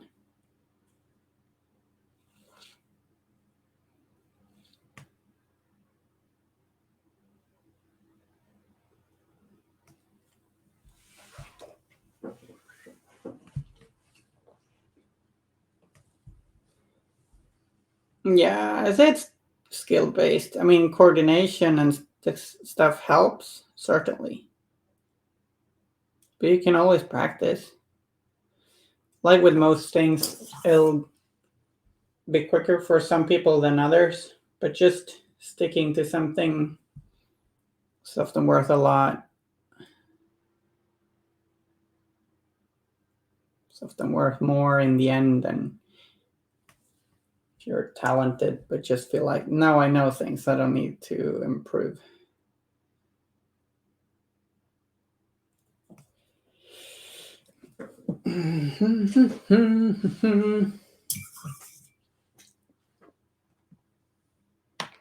First level offer 10 miniatures.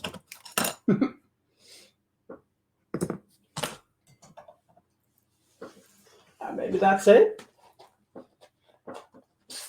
Maybe that's it. I don't think I'm gonna take a break today, actually, this evening. I think I'm just gonna relax a little bit right now and talk crap. And just paint slower for a little while.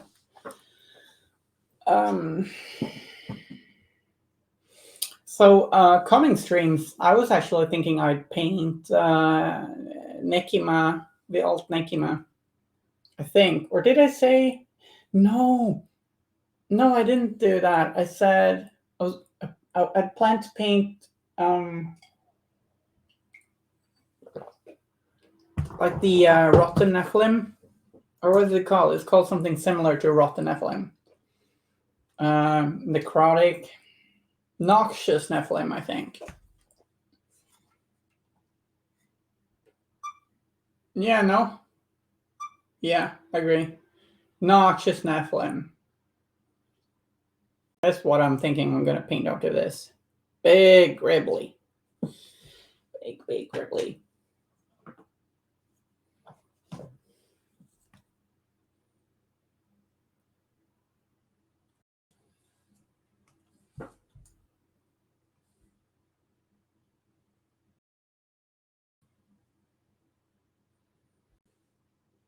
I completely agree. Dry brushing and shades are, or washes are, which I think YuppieJ is referring to the Citadel name for washes. And they kind of renamed it shades for their paint line. And I completely agree. They are tools that one can use. I personally don't think that like dry brushing is the way to do every part of a miniature necessarily in every case. But if someone likes that and thinks that, that can be correct for them. Different things can work for different people. And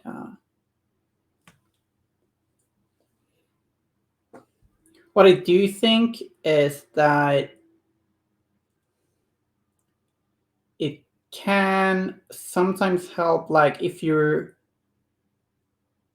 feel like you're stuck and have plateaued, you might think of your painting method. Like if you're relying a lot on washes, you you could maybe try and cut them out for a bit and just paint without them. And for some people, I think like sometimes the wash can feel mandatory for people. Well, and sometimes like maybe it's not just necessarily the best answer for a question. Like so like they are tools to be used and cherished, but they should also like not feel like a requirement. I think some people sometimes feel like, yeah, you always wash every area. And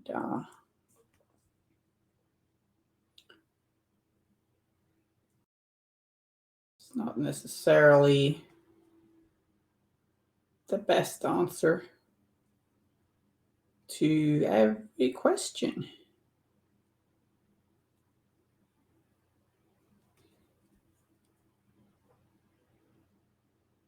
Washing everything to death. Like, don't get me wrong. If you like that, if that works for you, there's nothing wrong with continuing to do that.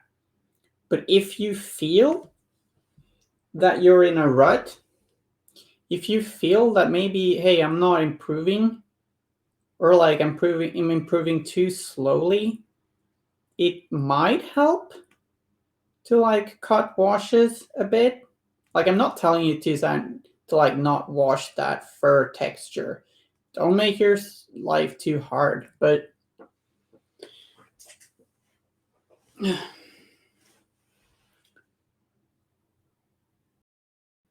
yeah, or yeah, that okay, I lost my train of thought. It's an okay train to lose because it's like imaginary, so I'm fine. But yeah, PJ says highlight after wash if you wash whole areas, thin paint down. Yeah, sure. I mean, you can. Yeah, that's a thing as well. Like some people like to wash, like base coat, then wash, then build up base coat again, and then highlight. That's kind of the what Games Workshop teaches. And some people will paint everything and then wash. And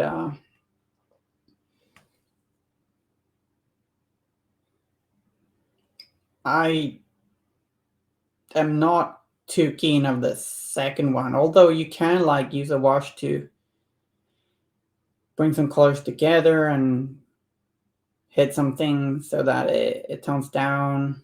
I don't know. There are a lot of ways to use washes.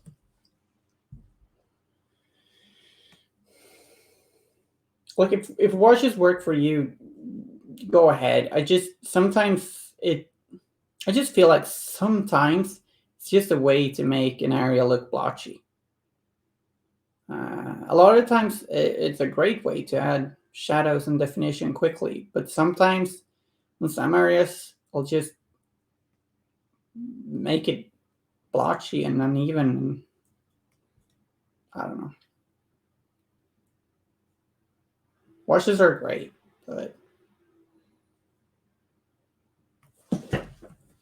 sometimes it's mostly just darkens your color or yeah, making mistakes, seeing what works for you.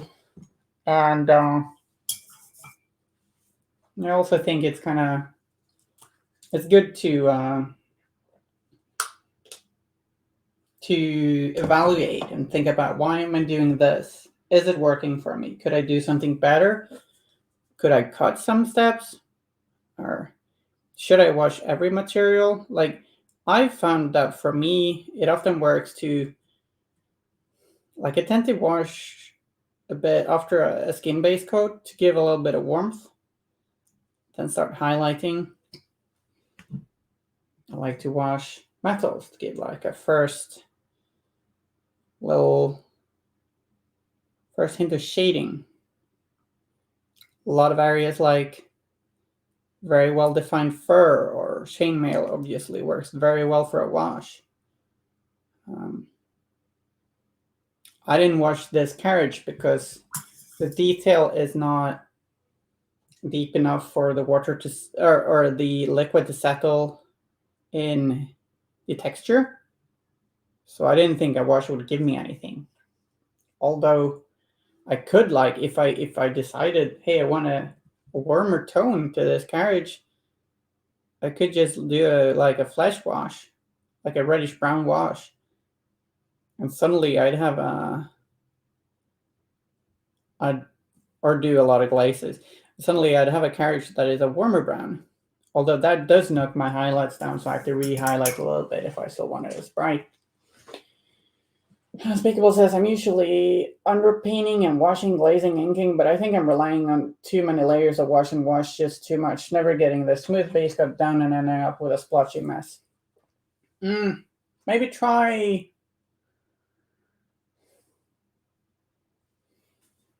Yeah, maybe try like layering more, and like sometimes after a while you can like maybe find a way to combine methods.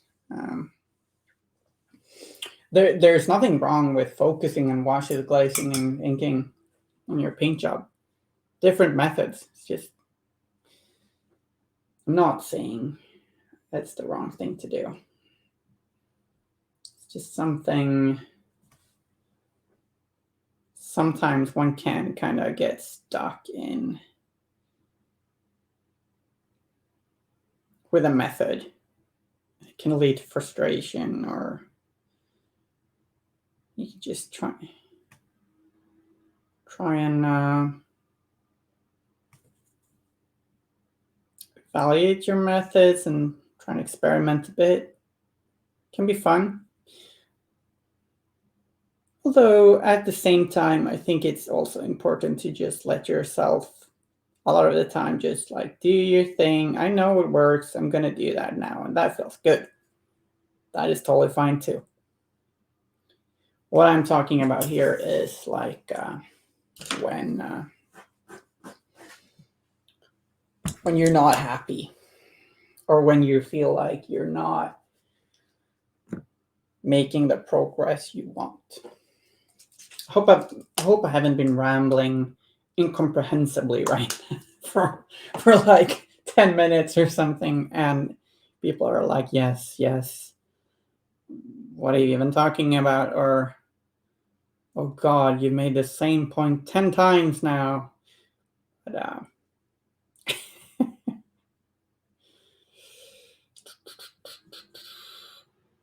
I like washing metals. Washing steel with like a dark brown wash can be nice. Gives a little hint of, or a lot of hint, maybe, of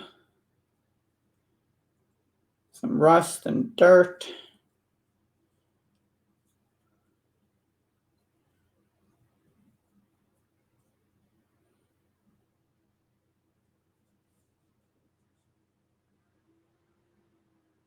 But underpainting, washing, and glazing is really cool, and I love it. If you like it, I mean, do it. It's really cool, and it's fun.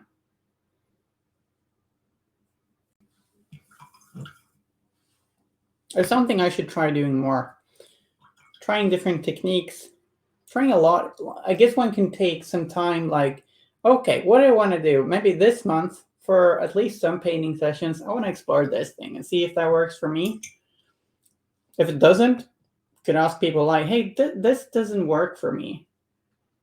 Why do you think that is? Like, maybe I'm doing something wrong. Maybe it just doesn't gel with me. Maybe it's awesome and you're like, hey, this is awesome. I want to do more stuff with this. Or maybe you can like incorporate it to a smaller extent into your painting routine. Wheels really pop when you watch them, at least on screen. Yeah, thanks. I mean, I think part of that is that colors tend to pop when you put when you put, like, when something is wet, the paint tends to heighten the contrast, and then it goes back down a little bit when it dries. So part of it a little bit is that, but I also Felt like I need a little bit more color and definition to the wheels. I think I need to re-highlight a little bit.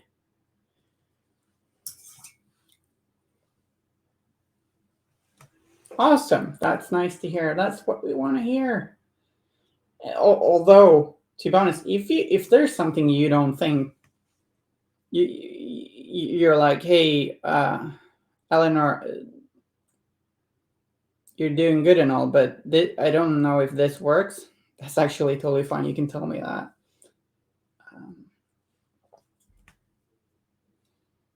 I think it's important if you see a friend's work. I've learned to be pretty careful with constructive criticism. Like sometimes one might just want to feel that a piece is complete.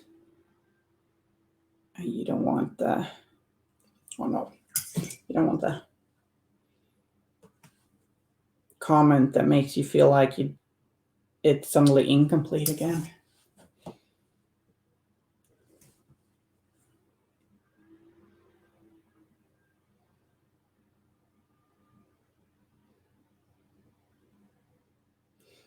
I guess the whole constructive criticism is welcome thing is something that is pretty useful to write out.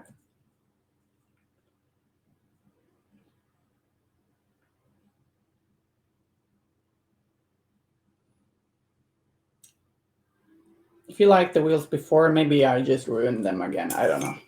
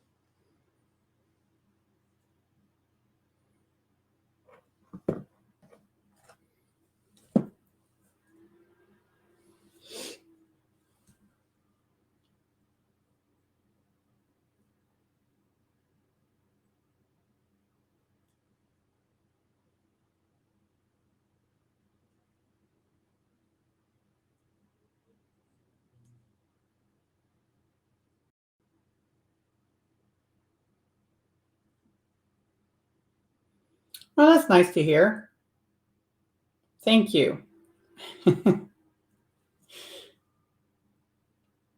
That's really nice to hear. Just because I'm a pretty good painter doesn't mean like, just because you're a good painter doesn't mean you're good at giving out good advice. Like, but I try.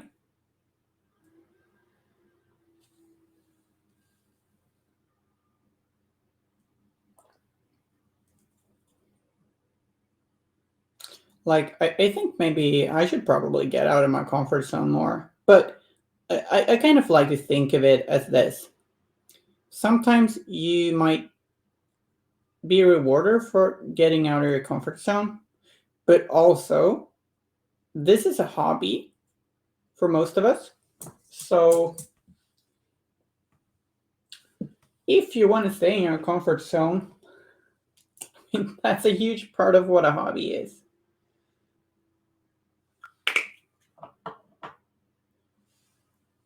Right? A hobby kind of is your comfort zone.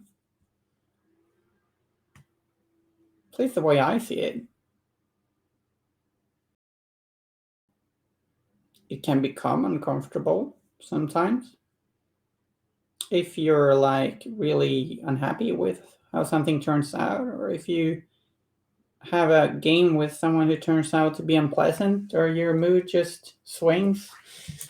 But generally, like, your hobby should be your comfort zone,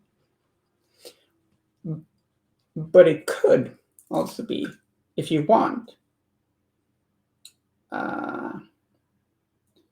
opportunity to be creative in an exploratory way.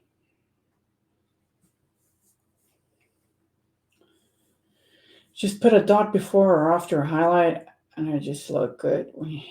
Oh, well, sometimes actually, when I paint something on screen, and then I take a picture later, and I look at it, I'm like, whoa, okay, I didn't notice that.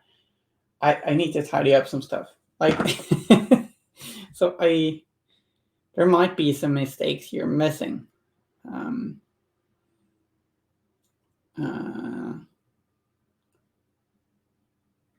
Because the camera also, I think sometimes the video camera smooths things out a little bit. I'm not sure. Can look a little bit smoother somehow. And some mistakes can stay a little hidden. Because I painted Harata Gatoro. I have no idea how to pronounce that. If someone wants to enlighten me, go ahead. Harata, the explorer's miniature, and I was like, this looks really cool. But then I took a picture, and I like up close, I'm like, oh, like the facial features are really rough. Like I might have highlights in roughly the right places, but there's no, it doesn't look like I've blended stuff at all. So I got a little disheartened there. Might want to go back to Harata sometime to try and make his face a little smoother, but I'm also worried that'll be like super frustrating because I've also done a lot of like facial tattoos and stuff. I don't know.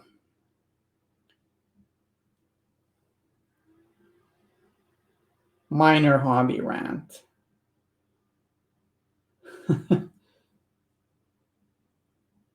That's very kind of you to say. But let's face it, maybe you and I don't have the best eyesight either. We're getting old.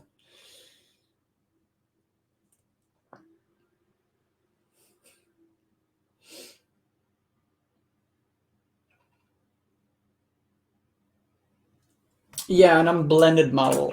And I get that feeling at times as well. I was so disappointed with when I painted Harata. It was like, yeah. Actually, I'll be right back. I'm just gonna pop out, fetch Teddy.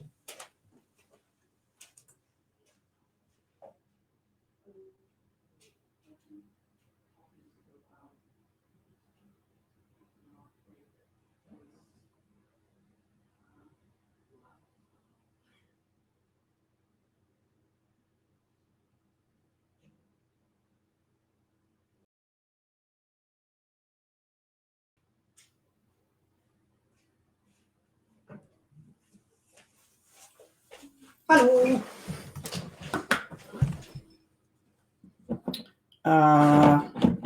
Teddy. Because why not?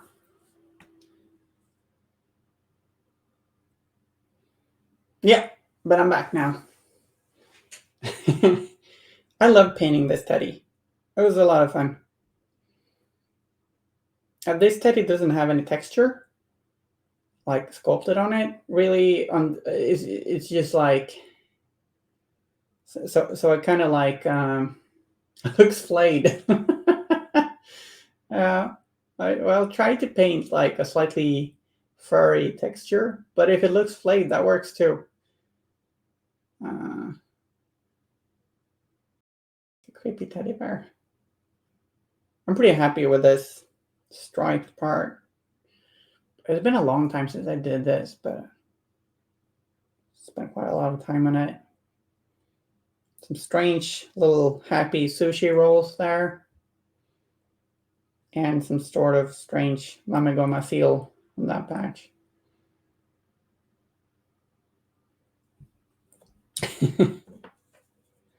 Teddy and Teddy.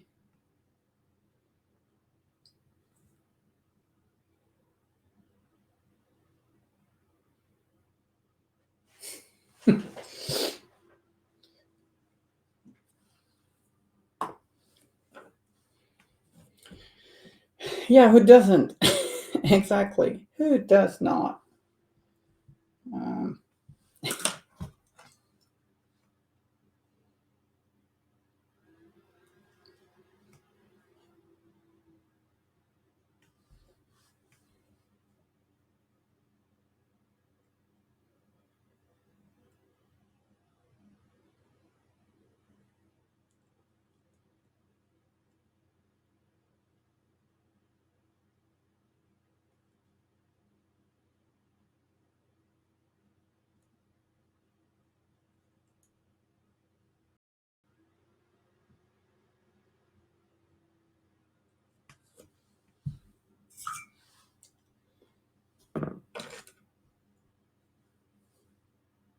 oh, thank you. That's nice.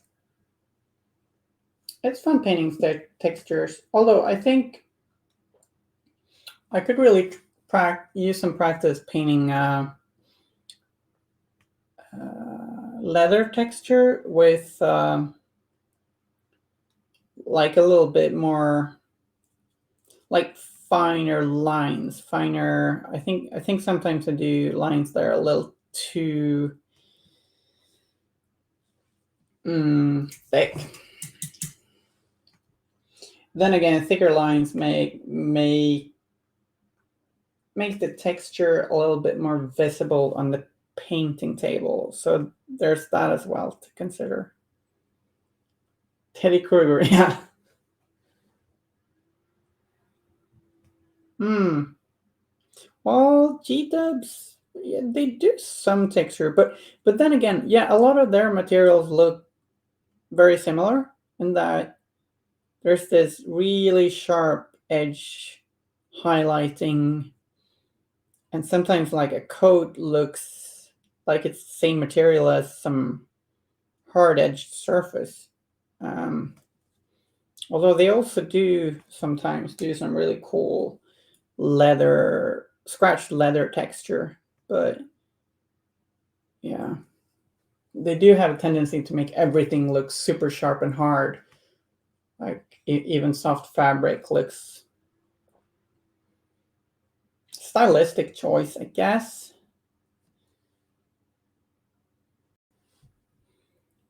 Um, I kind of tend to like, I do tend to like GDub style, but also sometimes, yeah, I wish they do some stuff a little softer.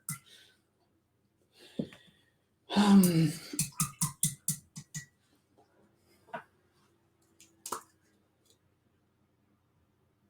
There's also been a lot of like strangeness around GDub's tutorials because a lot of the time, if you follow it, it will not look the same.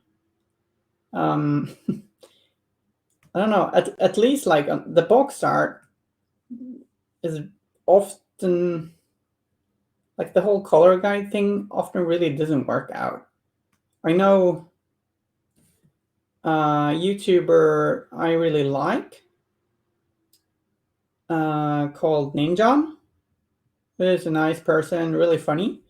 Or YouTuber at least. I don't know him personally, but I think it's worked quite a lot to try and recreate different box art, and it's really hard to get the same colors, even with their color guides. Like it doesn't, yeah. How do you differentiate wood, leather, and earth? I think that's something I want to practice more. Sometimes I'll just do a dotted, scratchy surface for everything, or not for everything, but for a lot of things. But like leather, I mean, to an extent, it's easier if you Google maybe the textures. But leather tends to, since leather is basically kind of skin. If you look at your own hands, you can see some of what a texture should look like, kind of, sort of. But like scratches and stuff, whilst wood has its fibers running through.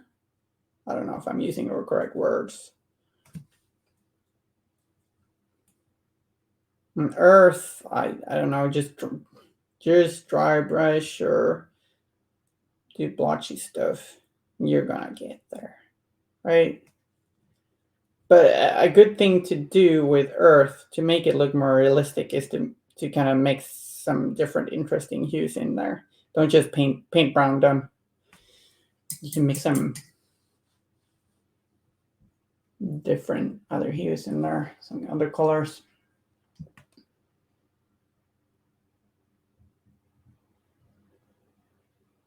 Yeah, I think a lot of the time they actually don't use their own colors, their own paints, I mean to say. That's actually a pretty common theory anyway, that they don't use their own, at least some of the paints, they use different brands, actually. It's a little funny. I'm not sure though.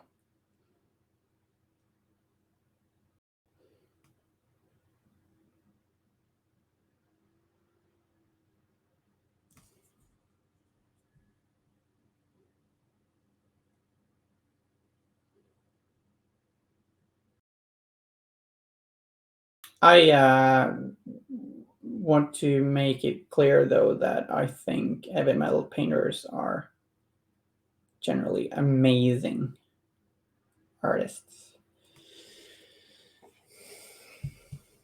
I don't pretend to be.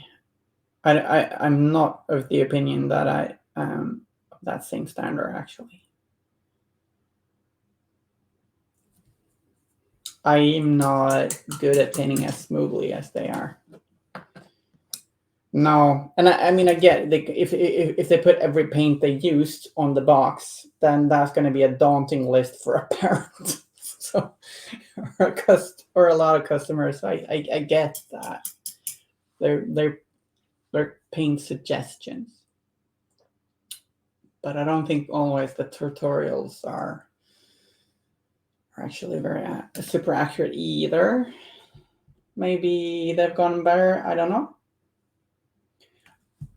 I really liked the work that Duncan did, and the work he still does.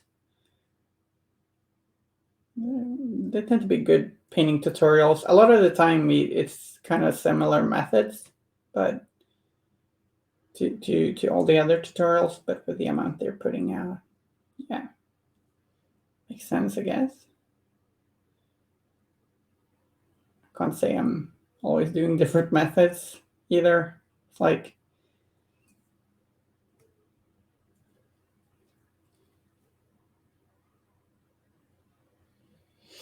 I mean, sure, yeah, maybe. But then again, I don't know, like, when do we. I mean, generally, if you look at the top end heavy metal artwork or heavy metal paint job, you should kind of realize that that's difficult to pull off, right? I'm not saying there's no truth to what you're saying, but if one thinks that, yeah, I don't know. Paper as a palette, is that like Duncan does that? Yeah, I don't know. I really don't know. I don't get that either. It's also sometimes I think it's really good though. Uh, Sometimes I'm a bit like, hey, why didn't you prime this black if it's going to be mostly black? But then it tends to have a really good reason for it.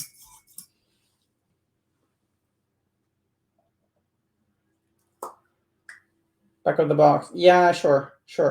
Yeah, there's something to that. Yeah, I'm totally with you there.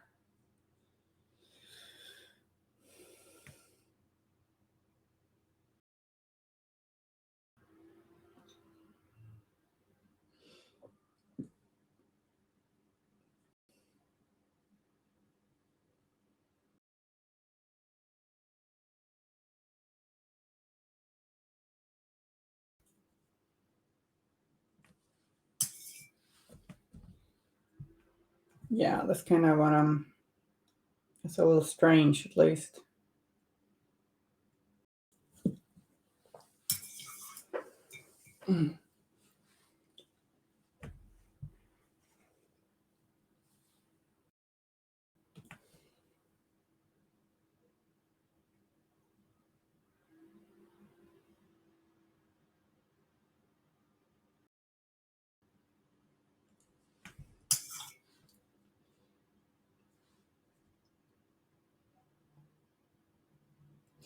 I think they've started doing like in their. I guess we shouldn't talk too much about that, but I think they've started doing pretty simple, easy, and effective tutorials in their rule books, like in their faction books.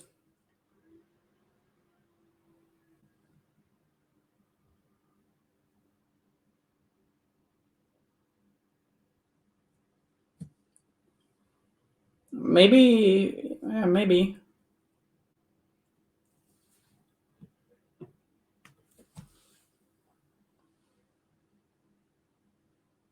Sorry.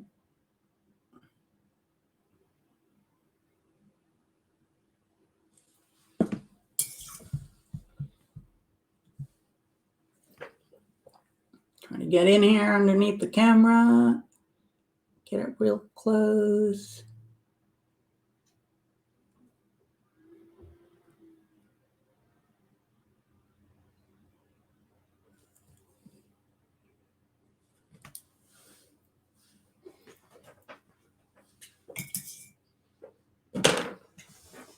Okay.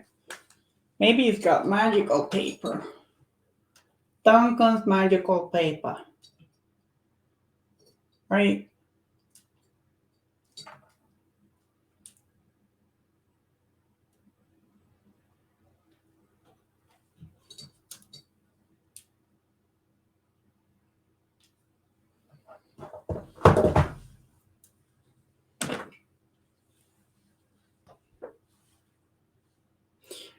This little doll's head is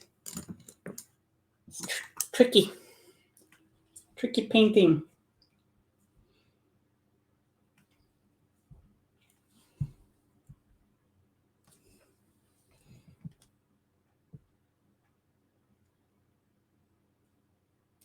Elinore, how did you do that? I just lick the paintbrush a lot. And then it comes naturally.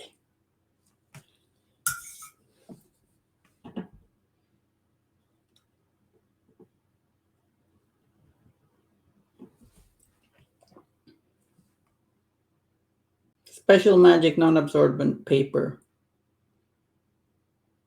Yeah, I think that's it.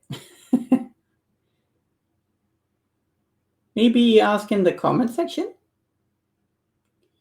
Maybe you'll get a good reply.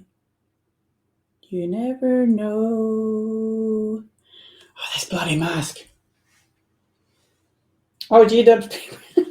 The trash talk is real.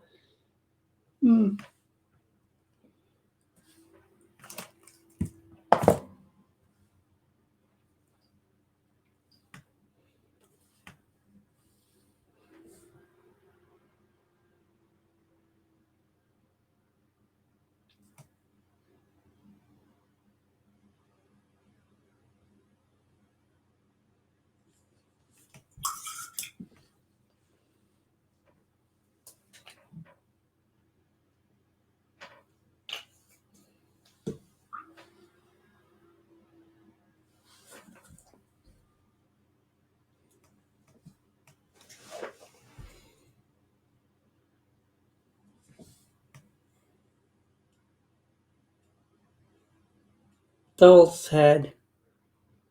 Real struggle. Doll's house in Resident Evil Village. Also struggle.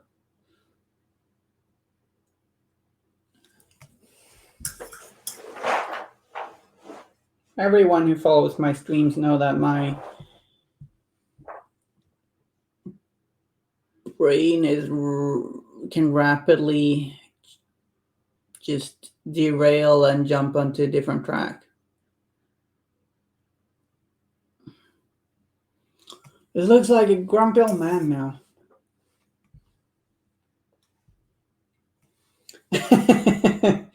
Their painting paper, palette paper also. Oh, it like gets outdated. Yeah, probably.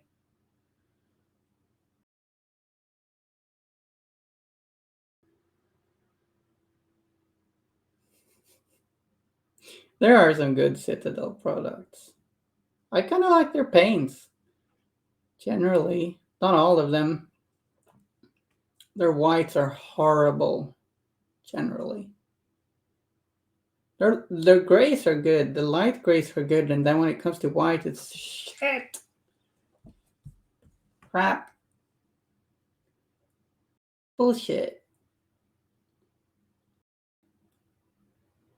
Goblin manure.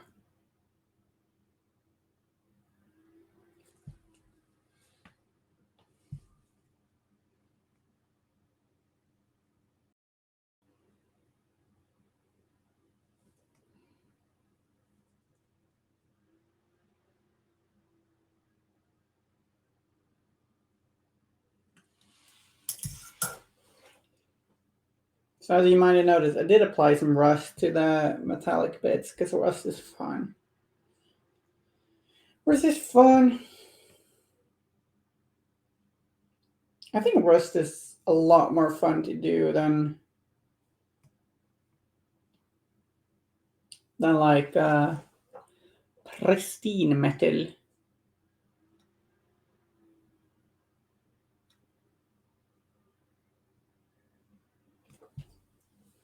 I think I've ruined the wheels again.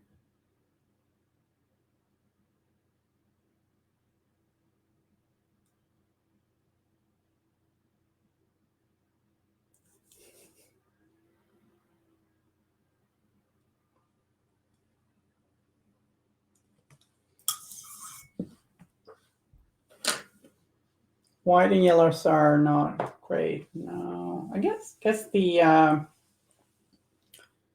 like the kind of like the Everland Sunset, like the it's pretty good. It's got a good cover for yellow paint.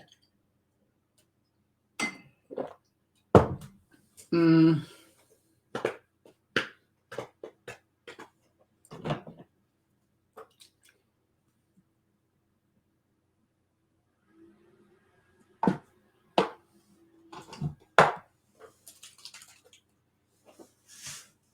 Where did I?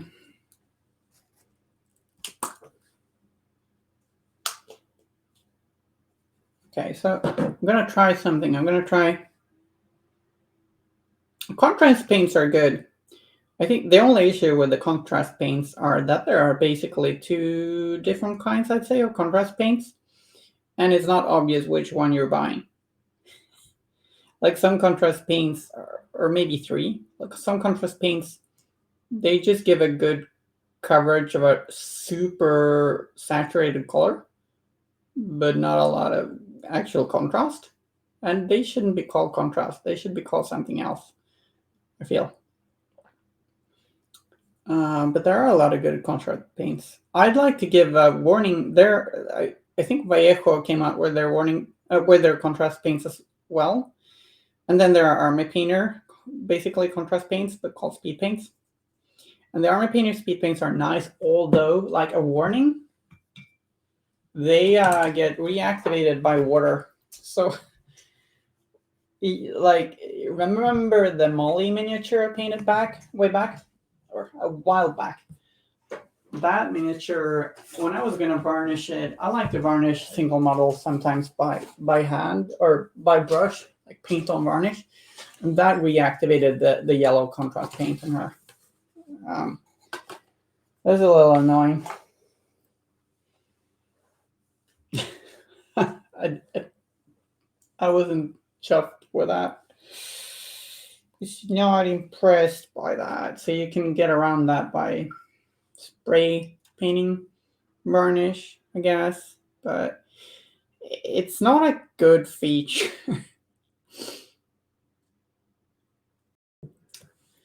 Not GW, the Army Painter are reactivated by water. I don't know if all of them are, but I think so. They're good, but not if that's an issue. So like it'll get muddied up if they get wet again, which kind of sucks. So because like let's say someone spills the water on your miniature. I mean, it's rarely gonna happen, but that can ruin your paint job unless it's properly varnished. Wayako model art metals. I've heard great things of them actually.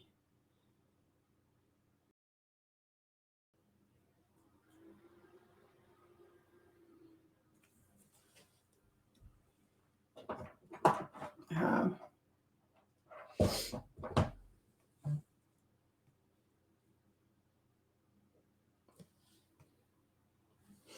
I think every feature of the miniature is now painted. It is probably worth it to make some tidy ups here and there.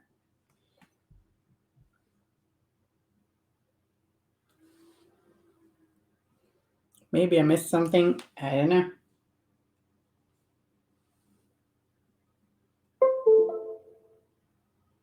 Oh no, your USB got disconnected. Sorry about that.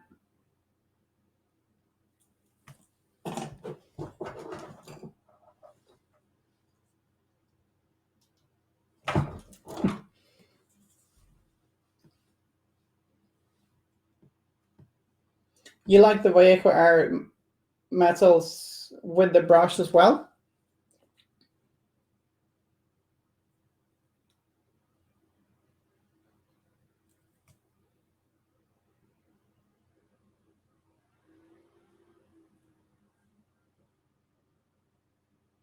I assume? Yes. Okay. I should get some. I'm gonna try and remember to do that next time I buy paints.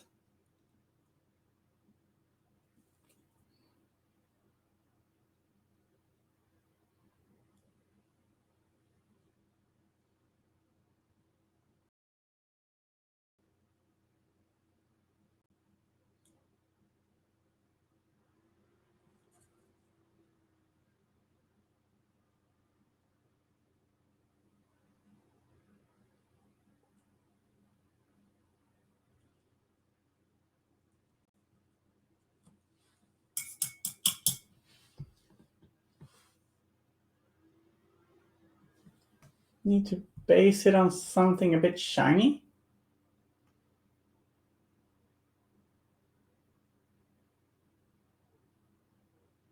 Hmm.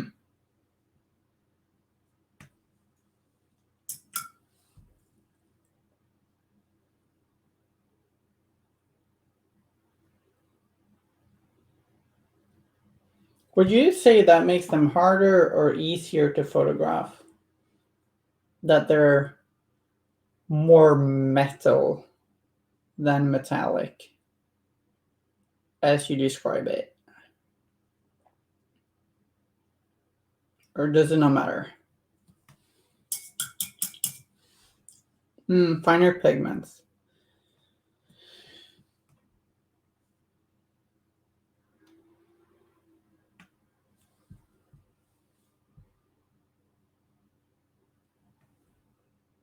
Okay. Interesting.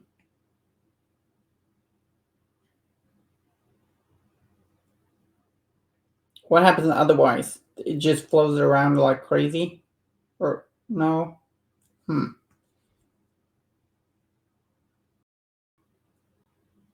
It just doesn't stick?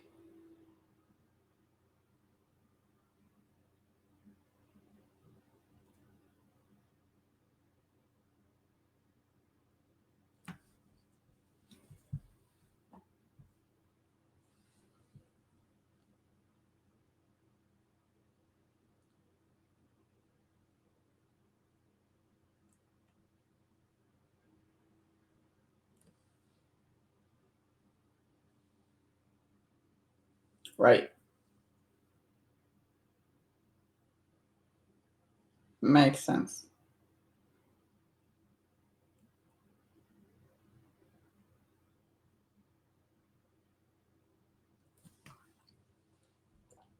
So what do you think of the Vallejo metallics that are not airbrush paints?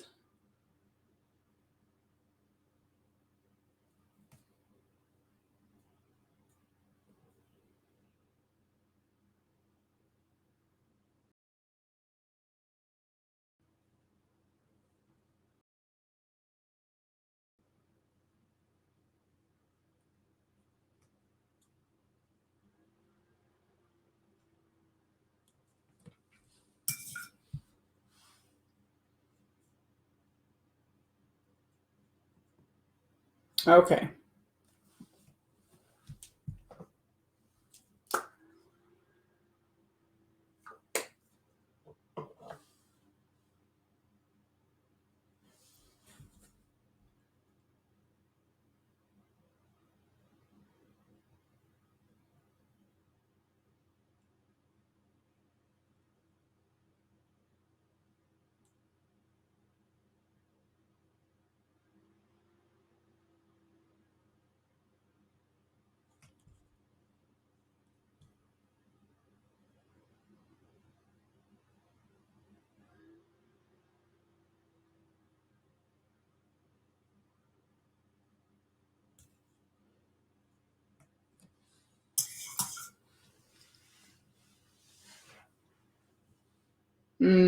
Yeah.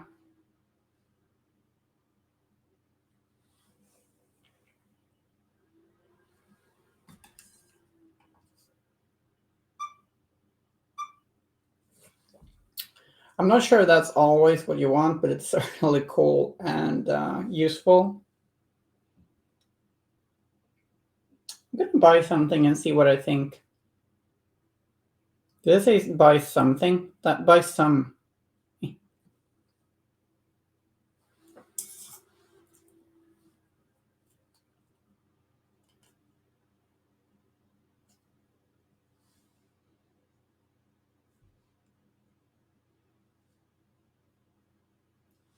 Oh yeah, painting with mercury would be the experience, sort of.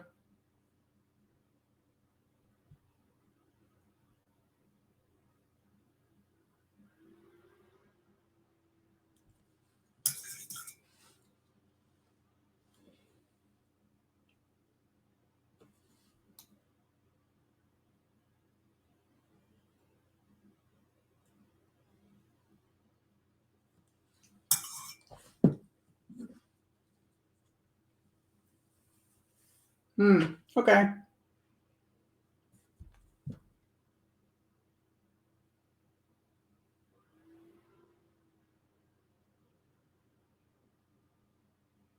Good to know. I like to think paints with water because it just feels like a quicker process. But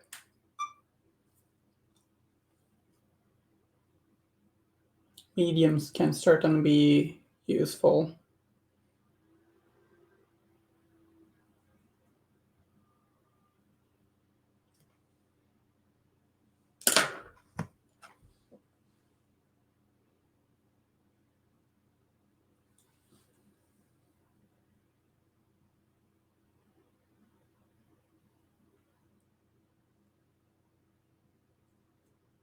The metal I've used here is Stormhost Silver, the very highly pigmented, or I actually used Leadbelcher too, but the brightest one is Stormhost Silver, the very pigmented one.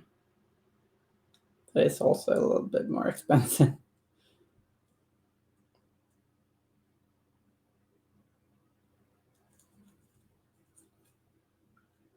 Because it's kind of soon time to wrap up this paint job. Obviously needs a base. Been a lot of fun to paint. I will paint the big version sometime in the future. But I'm thinking I'm thinking next time will be the Noxious Nephilim. That's going to be fun. squibbly stuff.